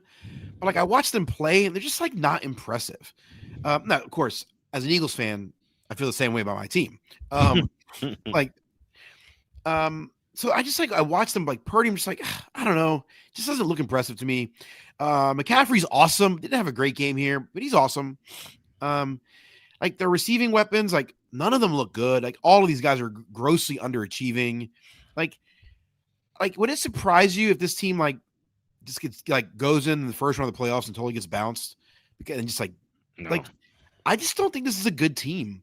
And I'm not sure the reason why. Like, the defense, like, is, like, mostly decent and getting healthy, and they've got some good talent. Like, they're well coached, and they got a good scheme. But, like, I watched them play, and I'm just kind of like, they're just okay. Mhm. Like, am I missing something? They have a lot of injuries. Like that's the problem. Their number one receiver, Ricky Pearsall, is just not healthy. I don't think Purdy's healthy necessarily. He's been out for a chunk of the season. He came back, but he doesn't look 100%. And then defensively, they have no pass rush at all. Nick Bosa's been out. Their linebackers are a disaster. Fred Warner, obviously one of the best linebackers in the NFL, he's out. And the replacement, Tatum Bethune, he played very well in replace of Warner, but he's out too. So, like, they just have so many injuries here that it's hard for them to compete. I think it's actually pretty impressive that they're 9-4 right now. I know they've had an easy schedule, but, like, given the number of injuries they've had, like, if they were 6-7 or 7-6, I could understand that. But, like, Kyle Shanahan, I think, is just coaching his butt off this year. Like, I think he's done a great job, like, given the injuries. If you told me before the year that Nick Bosa would be lost week 3, Fred Warner would be lost like week 5 or 6, Ricky Pearsall would barely play, Brock Purdy would barely play. I'd be like, I guess they're 6-7 or 5-8 given their schedule, but, like, they're 9-4, so I think that's pretty impressive. Yeah, you're probably right. I'm probably not. Yeah. They just don't look good, and they've had an easy schedule. And so I don't believe in this team. I don't either. And I think you're right. I think they're going to make the playoffs, and I think they're going to lose right away just because they don't have the talent to compete with the upper echelon. Like we saw them going against Seattle. No, it was the Rams. We saw them go against the Rams a few weeks ago. They got destroyed. That's going to happen to them unless they face another team that sneaks into the playoffs and is not legitimate. Like the Bears, for example. Like, if they played, they could beat the Bears. But if they have to face against the Rams or the Seahawks or the Eagles, I think they get destroyed, or Packers for that matter. So first round, I'm not sure they can beat the Bears. Actually, you don't think so? I mean, I don't know. I think it'd be a close game. Yeah. I think it'll be a close game too. I'm not saying that it'll definitely be a win, but. Kenny, choose one job and you have to perform in exemplary fashion given your role. No sabotage. Giants cheerleader or DNC delegate? Oh, Giants cheerleader. Like, as much as I hate the Cowboys and as gay as that would be, that just gives you an idea of my view of that particular party. Right, we're talking about our high school to start the show. There was a guy ahead of our class, the class of 99, so 258 for us. His name, I don't want to say his name because someone could look him up, but he was. I was friends with him, and not really friends. We were on the same swim team, and then he told me when he was graduating, he's like, well, I'm going to join the cheerleading team in college. I'm not going to say the college name. I'm like, cheerleading team? Why? And he's like, because I get to look up the girls' skirts. What a weirdo. So I'm like, yeah, Giants cheerleader. That reminded me of that. Weird weirdo. I don't know. I obviously wasn't gonna be at our reunion because it wasn't on our class. But, like, I wonder. I haven't spoken to this guy since high school. I kind of, like, wondered if, like, his dream came true of, like, being a male cheerleader and being able to look up girl skirts and as a cheerleader. So anyway, he was a big strong guy too. So he could have done it. He can hold people up. Anyway, DNC delegate. You can make money, right? You can make money off that. Yeah, maybe with the insider trading. Yeah. You get to look at the guy's skirts. I saw a meme this week, and it was like, "Hey, we want to make sure make sure you tell all your Democrat women friends to get their prostates checked." Very nice. I still think you can make money. Actually, I got I think it was a LinkedIn message from someone. They're like, "Hey, do you want to be a Democratic like influencer? Like post stuff on Twitter about like Democrat stuff. You see that like if you're on Twitter, you see that stuff all the time." I was like, no. Get off. I'm not selling my soul for this garbage. By the way, speaking of prostates, I had maybe the weirdest conversation I've ever had with my dad on Thanksgiving. Okay. My dad was asked me if I'd had my prostate checked. I'm like, no, I haven't. He's like, oh, you never had? No. Am I supposed to? I think I had it like twice in my life. He's like, you're 43. You've never had your prostate checked? I'm like, no, I guess I never dawned on me that I was supposed to. Mm-hmm. I mean, the last physical I had was in 2022. And so that was 3 years ago. I guess I should go to a doctor, but whatever. I don't know. Like, they didn't do it then. He's like, oh yeah. My dad then proceeded. My dad is in his late 60s. My dad then proceeded to tell me about going to he's like, oh, I have a great prostate doctor now. Oh, what? And I'm like, and then me and my brother, we're like sitting at the table. He's like, my dad's like, he goes to describe like his doctor putting finger in his butthole. And I'm like, no, it's not pleasant. This has got to be like the weirdest, gayest conversation I've ever had with my dad. And I was like, Pop, I don't want to hear about this. And I'm like, it's not great. This feels very uncomfortable. And then he goes, oh no, it's fine. My doctor's a woman. And I'm like, what? My brother and I looked at each other like, is that what he said too? I don't know what to do with this. I don't. This is not information I wanted to know. This is not a visual. God. I didn't want to have a visual of my dad. He's like, oh yeah, my doctor, she's great. Oh, she's Indian. And I'm like, okay. And I'm like, what? I don't want to. Why do I have this? Now I have information that I wish I didn't know. Anyway, so my dad was he just like kept going on. And he's like, you really got it. It's really. I'm just like, you're like, what the? And my brother and I are like, Dad, shut up, dude. We do not want to hear about your Indian female doctor's fingers in your butthole. This is weird, dude. Oh my God. Anyway, so I just thought I'd share that here. I've heard of some kinky stuff like feet and whatnot. Of like Indian women sticking their fingers in their butthole. Like this is my dad. This is the man. I am the progeny of this man. I love him. He's a great man in many ways, but this was a weird moment at Thanksgiving dinner. Like, what are you doing? I'm trying to eat some mac and cheese here, bro. Get out of here. Oh my God! What if he gets in trouble for like asking for additional favors like Justin Tucker or Watson after that? Listen, my dad's like the most square guy. Okay, like he's he's worked the same company for 33 years. He's a hard worker. He doesn't do anything flashy. He doesn't spend money. He comes home. He's chill. He doesn't drink. Doesn't smoke. My dad's like the most square dude you'll meet. This has got to be the most adventurous thing I've ever heard from him. Oh my God. I don't know. Maybe I haven't tried it. My doctor's a guy, so maybe I should go after an Indian doctor woman and have my prostate checked too. I don't know that I've seen. This is not me being a bigot or a page. This is not me being a chauvinist against women. I just would feel uncomfortable going to a woman doctor. I don't know. Maybe I'm wrong. For a prostate or regular, just anything having to do with taking my pants off. Okay. I don't know. I think I'd be okay with it. I don't know. I never thought about it that way. My doctors have always been men, although my dentist was a woman, but it doesn't really count. But I mean, it doesn't count because like there's no kinky stuff with like. He's like dentist. He's like dentist. Dentists, they don't count as doctors. That's actually not what I meant. I meant as if like you don't have to take your pants off at the dentist's office, or if you do, and if you have a female dentist, then it could be good. Actually, when I was 20, between 20 and 25, I had a dentist. She was a smoke show. She was so hot. So I wish I could take my pants off there. But no, that is not what I meant. So this was like, I mean, this was got to be the weirdest conversation I ever had with my dad. I'm like, Pop, I don't want to hear about this anymore. I don't want you want please don't ever mention my prostate ever again.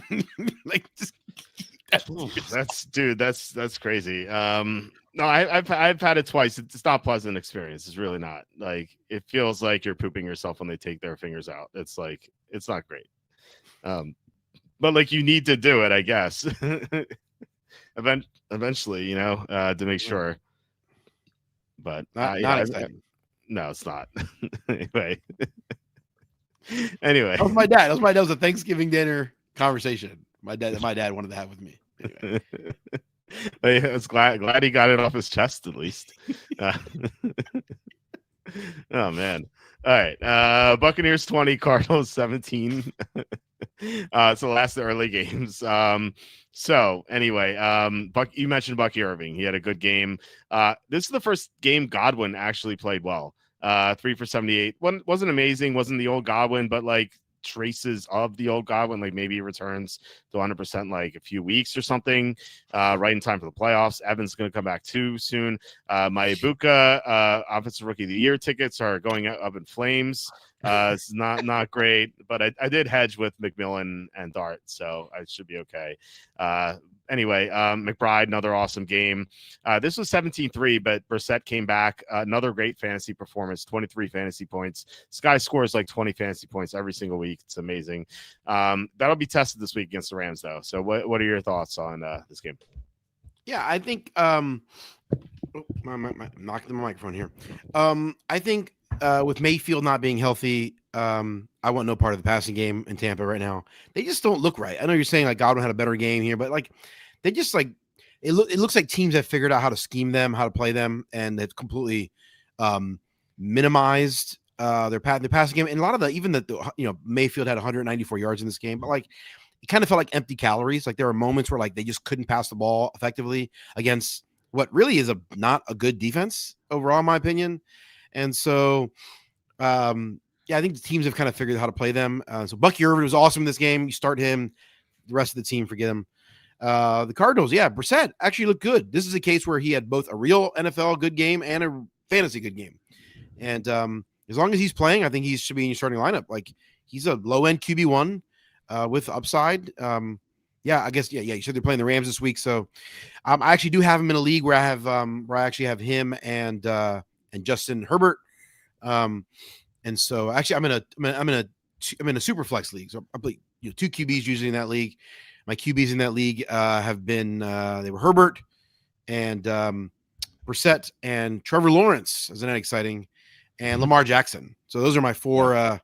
So Herbert on bye this week.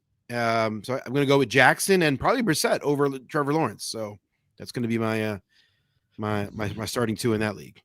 That's a pretty good quartet of quarterbacks you have for a guy who hates quarterbacks. I know. It's a 2 quarterback leagues. I mean, you treat quarterbacks totally different in those leagues. My first round pick was Lamar Jackson in that league. Okay. So, that's my. I basically treat 2 quarterbacks like I treat my first quarterback like it deserves to be a first or second round pick, and then I basically punt the position to the end like I do with regular leagues. Okay. I do find in super flex leagues, 2 quarterback leagues, people tend to overvalue the quarterback, even worse than in single quarterback leagues. People are like, "Oh, you need 2 quarterbacks," so people end up they take 2 quarterbacks in the first 2 picks, or they'll take like 2 quarterbacks in the first 4 rounds. That tends to be pretty normal, and so I just take one early and then I wait. It's really really late, and so I got Brissett off the waiver wire, and then I got Herbert and Trevor Lawrence late. So anyway, if Trey Benson, this is the question. If Trey Benson is back, I think I want I think I'm willing to, if I'm desperate at running back or have a really tough situation at running back, I think I'm willing to roll with Trey Benson. I think I'm willing to I'm willing to test him back because this team has been able to move the ball on the ground with lesser talent. So if Benson is back and he's healthy, I'm willing to roll the dice with Benson if I'm in a situation where I need a running back. If not, like Bam Knight, he's had a couple good moments. Carter had good moments, but I don't trust him enough to want him in my lineup. Trey McBride's awesome. I don't want anyone else in this passing game in my lineup. Marvin Harrison is just way too inconsistent. I don't want him in my lineup. I don't care. I know he had 6 for 69. I don't care. Just like they don't look at him in the red zone. Like he's just not good. And I don't trust him. And so, maybe next year he'll figure out how to play the position. But until then, I'm just not interested. Yeah, it's hard to be interested in Harrison for sure. It's a shame he came back because Michael Wilson's doing so well. Spanky the Uno asking with May on bye, should I pick up Stroud or Tua to start over Daniel Jones? Thanks in advance, Walt. I think I'd go Stroud. Daniel Jones, I don't trust with the fractured fibula. Stroud has a matchup against the Chiefs, and if you watched that game on Thanksgiving, you saw Dak throw all over the Chiefs. The Chiefs defense is awful. They ranked 27th in EPA. They can't stop the pass at all. So I would go with Stroud. What do you think? Stroud over Tua, yeah. I mean, the Dolphins do play the Jets. Yes. Yeah, I'm wanting of those. I'm going Stroud over those guys for sure. Yeah, same. All right, we get to the 4:00 games. Bills 26, Steelers 7. This is Steelers 7-3 at halftime, and they didn't score a single point after halftime. Rodgers got hurt. This is an amazing stat. I don't know if you heard this. Rodgers didn't complete a single pass over the line of scrimmage until the third quarter in this game. Everything was behind the line of scrimmage. It's so bad. The Steelers couldn't run on one of the worst run defenses in the NFL. Darnell Washington was their leading receiver. Horrible offense. This looks like one of the most anemic teams in the NFL. The only thing they could do is get after the quarterback. They can't stop the run. They can't stop the pass. James Cook ran all over them. The Bills had the most yardage against the Steelers in franchise history. And I laddered Cook too. That was another near miss. I had 150 plus and 175 plus. And then we saw Ray Davis in the last drive. Come on, man. And then Cook almost got there, and FanDuel actually had him at 152, and CBS had him at 144. I'm texting with Evan because he had it too. I'm like, which one's correct? And Evan's like, I don't know. And apparently it was 144, unfortunately, so we didn't get the 150, which was I think 4-1. That would have been a nice payout, and the 175 plus was 12-1. So, man, if he just broke one, we could have hit a 12-1 bet. So, what are your thoughts on this game? The Steelers are one of the goofiest teams in the NFL. They're just there are moments where they look they might be decent, and then I think the bottom line, it's Aaron Rodgers. When Aaron Rodgers wants to play, he still looks good. He still has the arm talent. Obviously he has the know-how, the knowledge, the savviness, but it's just obvious. When he's under pressure, he just doesn't want to get hit. He doesn't want to get, and so he just throws the ball away way too early. He doesn't hold the ball at all. He just gets rid of it. He's just any bit of pressure, he's gone. So it's just okay, this passing game is totally inconsistent, because you can't trust that, and the running game can't get going. And so I think you're in this weird position where it's I'm not sure you can start anyone on this team confidently. Now, if you're in a you might be in a situation where it's you have to start Jalen Warren because you don't have anyone. You might have to. You might have to start DK Metcalf because you drafted him in a place where he's one of your best options. But honestly, this team is in a funk, and in a situation where it's if you can help not starting them, I don't think I want any one of these guys on my roster in my starting lineup right now. On the flip side, the Bills do a lot of things really well. They maximize their talent. They're playing really good football in a lot of ways, but they also don't have enough talent at the receiver position. So none of the receivers are worth starting at this point. Khalil Shakir, you could try to have him in your lineup, but I don't know. So for me, it's it's Josh Allen and it's James Cook and it's no one else. There's no one else to trust in this team. Josh Allen didn't have a great fantasy game here, but But he did score a touchdown on the ground, and he's like freaking awesome. And so, like I think Josh Allen is the league MVP right now. Like if you take this team, you take him off this team. I think this is like a 1-win team. Like just like like this, like the gap between Buffalo with Josh Allen versus Buffalo without Josh Allen. I think that gap is like a chasm greater than anything else in the league right now. Like I just think that's the situation in Buffalo. It's so Josh Allen centric. Yeah, I think I think he makes the team look. The offensive line like looks good often, but I think they're pretty mediocre. The receivers they look mediocre, but they're actually pretty bad. Yeah, like he makes them look like, and it just like I think James Cook is like very good, but like Josh Allen makes him look elite. Like he just like makes this team look way better than they actually are. Yeah, no, I agree with you completely. Like if you replace Allen with a mediocre quarterback, I think they're like 3-10. If they have a bad quarterback, then they have 1 win, as you said. So like this team doesn't have much going for it. Their 2 tackles were out in this game too, and they won. So that was pretty impressive. Corian says again, I know what that's reference to, but if you could tell us Corian, that would be appreciated. Anyway, let's get to the next game, which is Seahawks 26, Vikings 0. Someone, I won't say who, someone texted me and they said, should I bet my house on the Vikings? And I said, well, you should never bet your house on anything. Like maybe your daughter's dollhouse or something. And I'm not going to say who that was, but I hope that person followed my advice or maybe his own advice and bet the Seahawks. The Seahawks were my November NFL pick of the month, and I was glad to hit it. So this was an easy win, although the offense didn't play that well. You know, like they only had 1 offensive touchdown. Darnold was very shaky with the pressure he saw. It looked like the Minnesota coaching staff that coached Darnold last year. They kind of like knew how to disrupt him, which maybe that's why they got rid of him. So not that was the right decision, but still like they knew the sauce to beat him. And then he didn't have a good game. JSN didn't have a catch in the first half.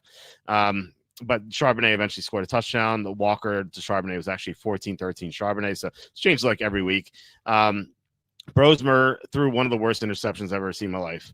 He had that. I don't know if you saw it. He had that, like, he was getting sacked and he threw like underhand as if like he was, I don't know what he was thinking. Like, what, like, was he trying to get rid of the ball? Like, he was just throwing it up in the air. Like you would do if you're just messing around, like, you know, playing with your kids in the backyard and they like both your kids tackle you and you're like, throw the ball in the air and like, and see what happens. Like, that's what it looked like. I don't understand what happened. And it was a pick 6.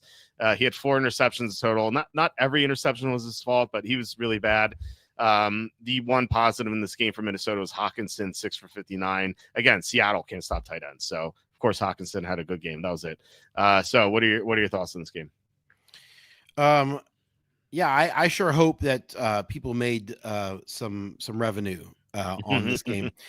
Yeah, I think everything you said was right. It's just hard to judge an offense or a team when they're playing with a guy like Brosmer at quarterback. Like, it's just like, it just feels like, dude, I mean, you know, 4 interceptions. Like the one that was when he's like the one early in the game where he's like kind of running to his right, and then he's basically like running toward the sideline. Like he's not even like he's being tackled. He's running. He's like literally facing the sideline. Like he's not even looking downfield, or like his body is not in any way facing downfield. His entire body is like facing the sideline, and he just like whizzes the ball like I think he was just sort of underhanding it out of bounds, but like missed by 10 yards. Like, and it went right into the hands of a defender for a pick 6. Like, it was just like, that's as bad as a play as you'll ever see in the NFL from a quarterback. And it's just like, what? So like, it feels like you can't judge anything in this game. Like this game, like this is a total toss it out for the Vikings. Like it's just, it means nothing. In terms of like, I mean, obviously it counts, but it means nothing in the grand scheme of like trying to prognosticate going forward. For Seattle, like looks like a good team. Like, and they scored 26 in this game, right? They could have scored 46 if they wanted to. Like they just kind of they realized very quickly they didn't need to pummel this team. They just kind of took it easy, and that was it. So yeah, I think this team is the Seattle team is really good overall. They have very few weaknesses. If you have Walker and Charbonnet, it's been maddening all year to know which, who's going to get the touchdown, who's going to get the red zone carries. Again, in this year, this week, it's Walker gets a few more snaps than Charbonnet, but Charbonnet gets one more carry. Charbonnet gets the red zone carry, so he gets the touchdown. It's just it's been the same thing all year. The receiving core, I don't want any of these guys except JSN. I had Barner in one league because I was desperate. Don't do that. Cup. I don't know. Don't start any of these guys except JSN. He had a bad game this week, but it's just, you know what? It is what it is. That's going to happen. And so you're still starting JSN. He's awesome. He might be maybe the best receiver in the NFL right now. Yeah, top 3. So, yeah, he's great. He's really the only guy in this offense I feel like you have to start, right? And then you're probably in a situation where you have to start Walker and Charbonnet in most situations. Yeah, I think you have to. I still maintain that Barner is a good best ball target in round 14 or 15 as your second tight end, because he sometimes has these massive games, and he'll catch 2 or 3 passes at the very minimum. So the question was Allen MVP. So I agree with Kenny that Allen should be MVP. I don't think he will be MVP. No, I think He will not be the MVP. I did not mean that. Yeah. So he should be MVP, but given that the voters got so much flack for him getting voted as MVP last year, I think they might go to Drake May or Matthew Stafford. Right now, I'd say Drake May should be the favorite. And you mentioned JSN. I'd imagine he's running away with the Offensive Player of the Year award right now. King Von. A couple weeks ago, it looked like it was going to be Jonathan Taylor, right? Yeah. Now it's JSN. I think Matthew Stafford, by the way, in my mind is the favorite to win MVP. Yeah. Well, why don't we look at what that is? Because we have the internet. Let's see. Awards. Drake May is -125. Stafford +125. This is very close. Wow. Dak is third at 16-1, along with Jordan Love 16-1. Josh Allen 30-1. That number should look. He's not going to win it, but that he really should be -125. I would make if this was just me and I'm the only one voting. It'll be Allen -150, May +100, Stafford +150, and then the other guys are 30-1. I think it's going to be Stafford. I think Stafford's going to be the guy who's going to win it. Okay. Well, I think they continue to feed him. It's so overt at this point. Mm-hmm. Every time they're in the red zone, they're throwing the ball. In previous years, they ran the ball in the red zone mostly. So McVay is trying to do that intentionally. So Stafford, as long as he stays healthy, he's going to get several more touchdowns. I still think they're going to end up with the 1 seed, and that's going to be it. They end up with the 1 seed, and he leads the league in passing yards and touchdowns. He's going to be the guy. Yeah, I can see that. So May has a bye this week, so Stafford has a big game. He'll probably overtake him. Keep one, drop one. Fannin or Juwan Johnson. The Saints play the Buccaneers this week. The Buccaneers not great against tight ends. Not terrible though. And then Fannin plays the Titans, which is another good matchup. The thing is with the Fannin is, first of all, his quarterback sucks. Well, I guess Juwan Johnson's team. But the second is, and Juwan Johnson doesn't really have this issue, it's that Fannin has to compete with Njoku for targets. I know that the Saints have Taysom Hill, but he's not really a tight end. He's more like a fullback. No. So I would say Juwan Johnson's the one I want. Although, Fannin's a talented guy. What do you think? Yeah, it's close. I don't know. I guess Juwan. I have Juwan Johnson in one league. Mm-hmm. Actually, I think I have him in our league. I started on this. No, I didn't. I can't remember who I started, but I literally I've gone through so many tight ends in all 4 of my leagues. I just keep rifling through guys. Yeah. In one league, I have Mark Andrews, and so but even him, I've rifled through with a couple other guys. But this week, I had Bretton Strange and Juwan Johnson, and I can't remember who the other. Oh, and Barner in one league. So yeah, I'll say this. There are a handful of teams that can't stop tight ends. Just start one against them. If Cincinnati, Seattle, mentioned them, Pittsburgh can't stop tight ends. The Jets? The Jets can't stop tight ends. The Redskins can't stop tight ends. Patriots not great against tight ends. So Just to start one of them against them each week. You'll do well. Okay. Let's go back to the games. I think we have 3 more to cover. Chargers 31, Raiders 14. At least like Gino didn't get sacked 10 times this week. I guess that's a positive. Nice to see Greg Olson take over as offensive coordinator. He's the guy who had Josh Freeman playing on a Pro Bowl level, and he was the coordinator for Blake Bortles when Bortles had that crazy year, that crazy fantasy year. So Greg Olson, just a great offensive minded guy. And Gino only had 5 incompletions here. Genty still can't run. There's no blocking. The offensive line is one of the worst we've seen in our lifetime. That's actually what Andy Isco said, the professional handicapper since 1990. He said this is the worst offensive line he's ever seen. Wow. So yeah, it means a lot, and that's you can see it with Gino getting sacked 10 times last week. Anyway, Herbert hurt his finger. He broke his finger on his non-throwing hand, so he had to be in shotgun every play.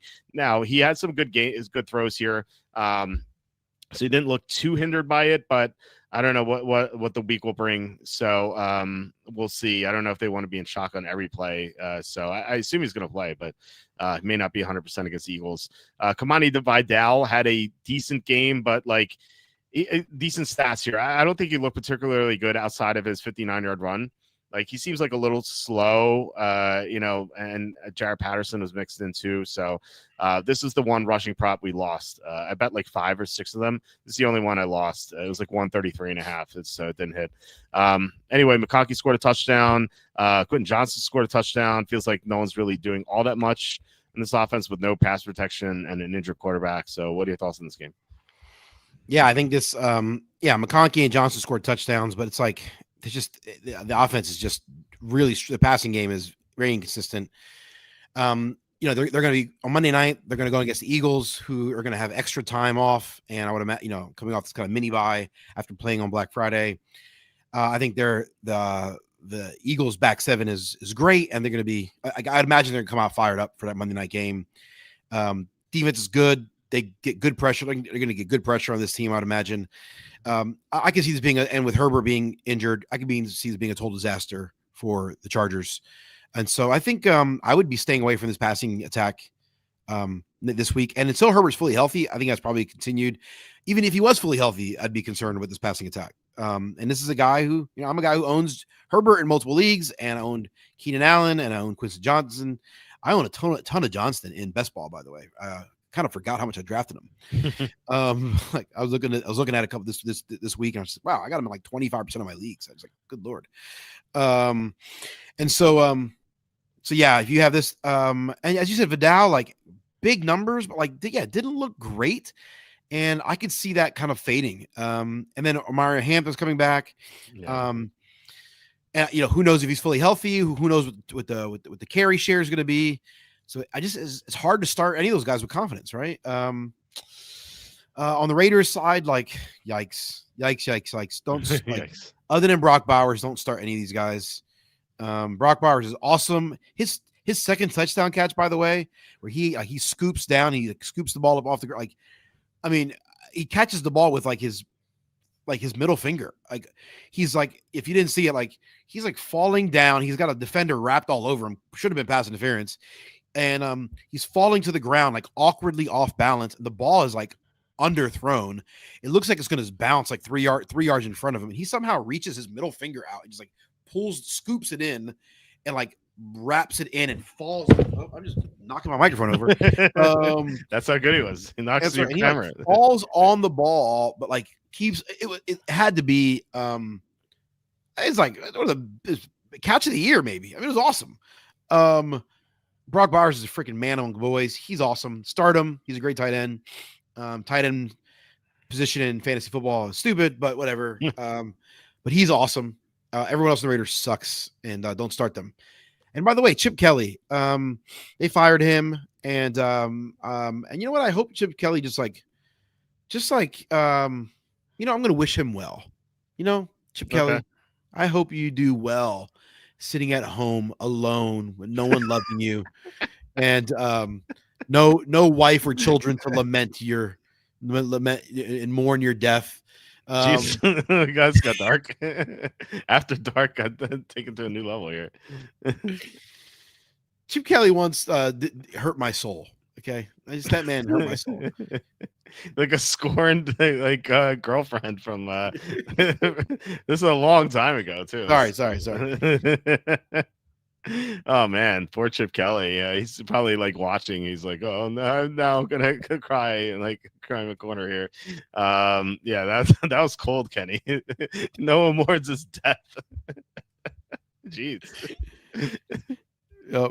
Anyway, just that guy is just such a he's so full of himself. Like him getting fired is just like dude, the Raiders, this terrible team, one of the worst teams we've seen over the last couple decades, just fired you. Like what a just like what poetic justice. I don't get what the plan was. Like this whole offseason was so confusing to me because like they traded the third round pick for Geno Smith. I know Mina Kimes says it's top 10 quarterback, but that was I don't understand that. So third round pick for Geno, and then they have no offensive line, and so they decide to use their sixth overall pick on a running back when they had this great right tackle prospect Membu, who's had a great year for the Jets. He like that was the original plan, and then they pivoted to Gentry.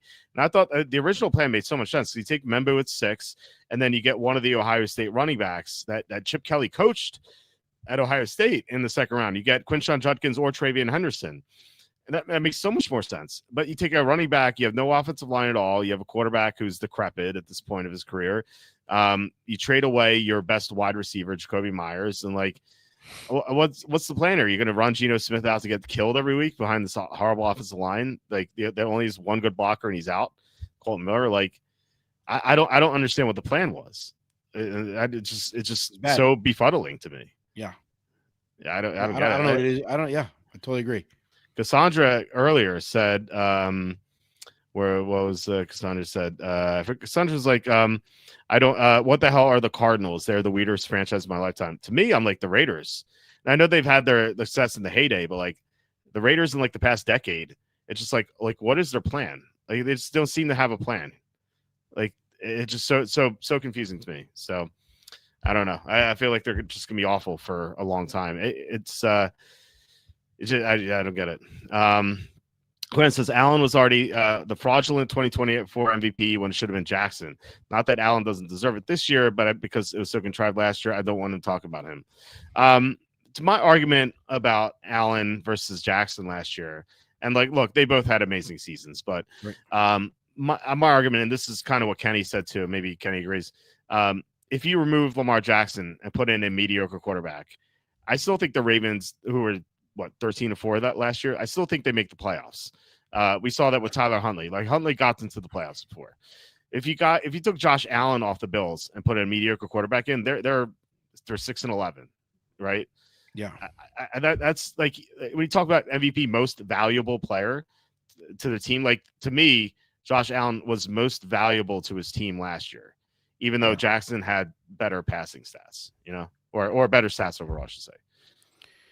Yeah, I have eyeballs, and I use my eyeballs, and in my mind, I thought Allen was better last year a little bit. That's not taking away Jackson. Jackson was awesome.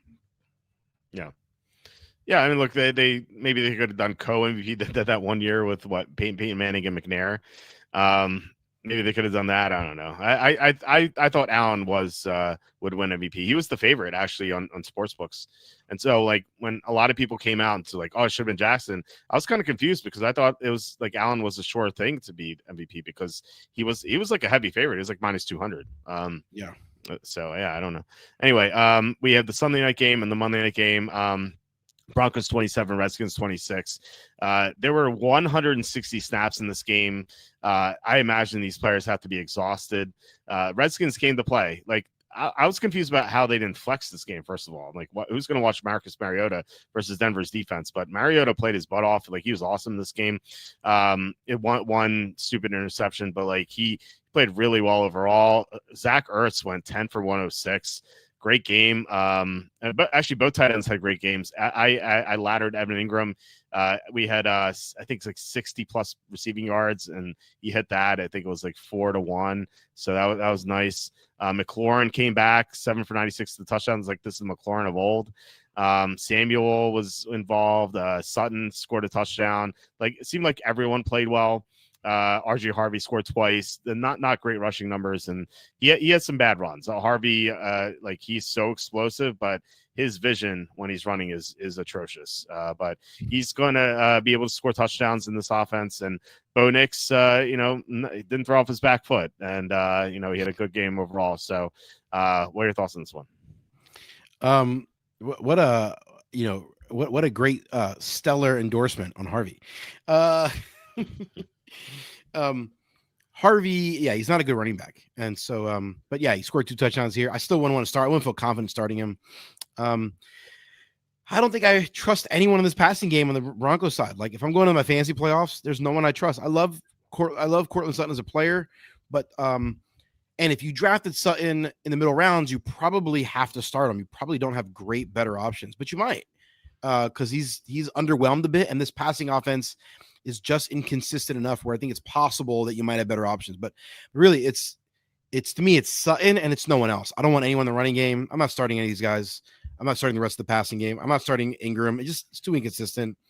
If you have Nix, I guess you can start him. I think at any point, like, I don't believe in Bo Nix. I don't believe in this. I don't believe in him I think the team around him is decent. I think the coach is good. I think the defense is good, but I don't believe in him as a quarterback. I think at any moment he could give you 180 yards and 2 interceptions. So yeah, I'm just not sure I would love starting him in any situation. On the Redskins side, man, like, dude, Zach Ertz looked awesome. He was actually a free agent on the waiver wire in one of my leagues. I started Juwan Johnson over him. That's a bummer.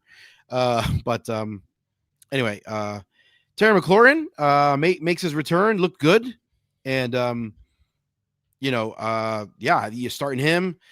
Deebo Samuel, like, you're probably starting him. Like Chris Rodriguez is the starter. You're probably starting him if you're desperate, but maybe not. I don't know. By the way, Chris Rodriguez, I looked. He's still available in like 30% of like ESPN leagues, and like, or maybe 40%. I think he's only owned in 40% of ESPN leagues and 30% of Yahoo leagues, which is like really low owned for the guy who's clearly the starter. So yeah, I own him in 2 leagues. I just picked him up on the waiver wire, just like, well, whatever, because, like, I don't know, I'm just kind of playing keep away to some extent if anyone needs a running back in those leagues. But if you're desperate for running back, I think you could do better. You could do a lot worse than Rodriguez. Mariota is interesting. He played well in this game. And in our league, I'm actually going to need a quarterback. So in our league, Justin Herbert, I don't know how healthy he is. So I'm gonna bench Justin Herbert in our league. I need a quarterback. And you're going to go for Tyrod Taylor, you said. So I think I'm going to need to go. We're going to have to pull up and see who I should go for in our league. Mariota, I think, is a free agent. So maybe I'll go after him. Maybe I could do that now. Let's look at who's available. The quarterbacks, let's go by projection. So if Mariota is the highest projected guy against Minnesota, and Tyrod Taylor. JJ McCarthy, who might come back. Oh, that's spicy. Maybe not. Tyler Shuck. Shador Sanders, Tua, Aaron Rodgers, Kirk Cousins, Cam Ward, Geno Smith, Jane Daniel, and then everyone's 0 after that. So is that you think you're going Mariota then? Yeah. What do you think? I mean, I guess Mariota's my best option. You don't want to go McCarthy? I don't know about that, man. Yeah. But here's all I'll say about McCarthy, and I argue this in my picks article today. Now McCarthy's been awful. I'm saying that like he looks good or anything. But he and Brosmer have played against these defenses since Wentz got hurt. So Lions, Ravens, Bears, Packers, and Seahawks. According to EPA, those defenses are ranked 14th, 6th, 9th, 12th, and 1st. So they have not played a defense in the bottom half of the NFL yet. Those guys since Wentz got hurt. So they play Washington this week, and Washington's 32nd in defense. So I think we could see there's a chance that if McCarthy plays, we might see his best game. Now, that's not a high bar. We've been seeing a good game. We saw one good quarter out of him. Right. Could he be like average? Could he be like a mediocre quarterback against Washington? Maybe. I don't know. I don't think I trust that. I think I'd go Mariota. But I'm just saying that, like, there's a chance that he's not terrible this week for once. Yeah, there's a chance. You're right. Yeah. Isn't Daniels back this week? It's not official. It's like a iffy. It's maybe. Who knows? I don't know. Again, I have this dilemma too. I was looking at Daniels myself because I have Drake May. And I don't know. I thought about putting in something for Daniels, and I do own him in one league and Kelly's league. Because I drafted him originally. I don't know. I don't trust him. Even if he returns, he can be healthy. I just don't know.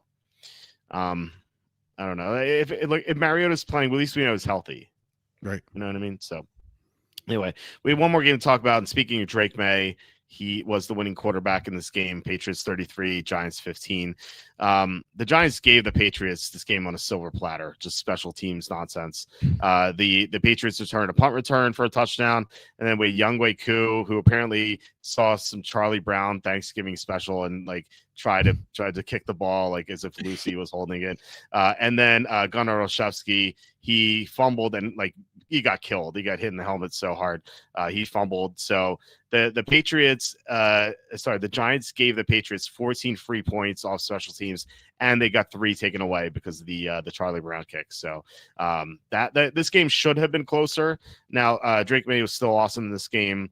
Crowd is chanting MVP, deservedly so. This is Stevenson 12, Henderson 11, but Stevenson got the early down work, and so I have Henderson in our league. He's kind of hard to trust, so I don't know what I'm going to do off the bye. But anyway, Henry led the team in receiving. I mentioned that I have him as well. Keishon Butte scored a touchdown. It's nice to see him back from injury.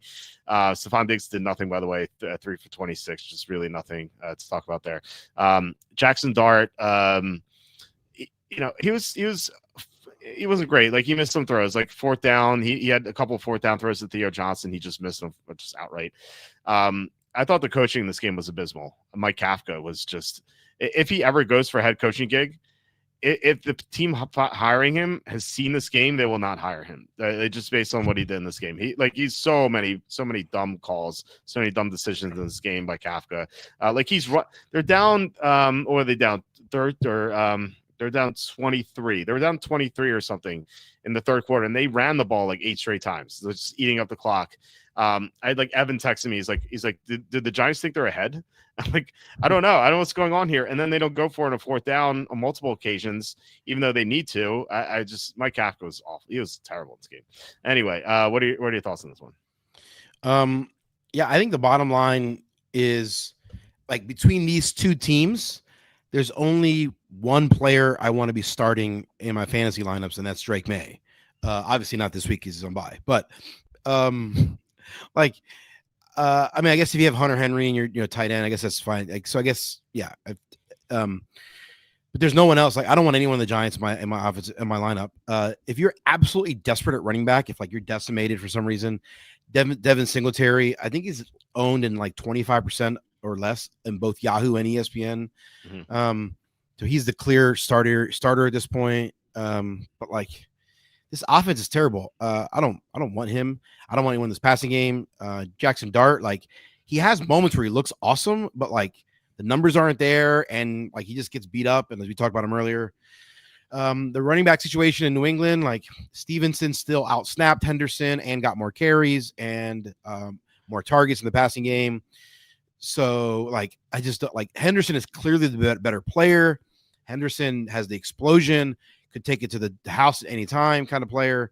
But like what does that matter if like you're not the primary ball carrier? Like, so I don't know. It doesn't matter. I don't think I want any of the passing. When there was a lot of teams on bye, like it made sense to look at Butte and Diggs, but this passing offense has kind of come. The receivers have come back to earth a little bit. They're spreading the ball around more, so there's more guys involved. So, which is good for the offense, but not good for fantasy football, right? Like, so. It's good for May. It's good if you're a Patriots fan. It's good for the offense is clicking on all cylinders. They're spreading the ball around. It's a good scheme. May is playing really smart.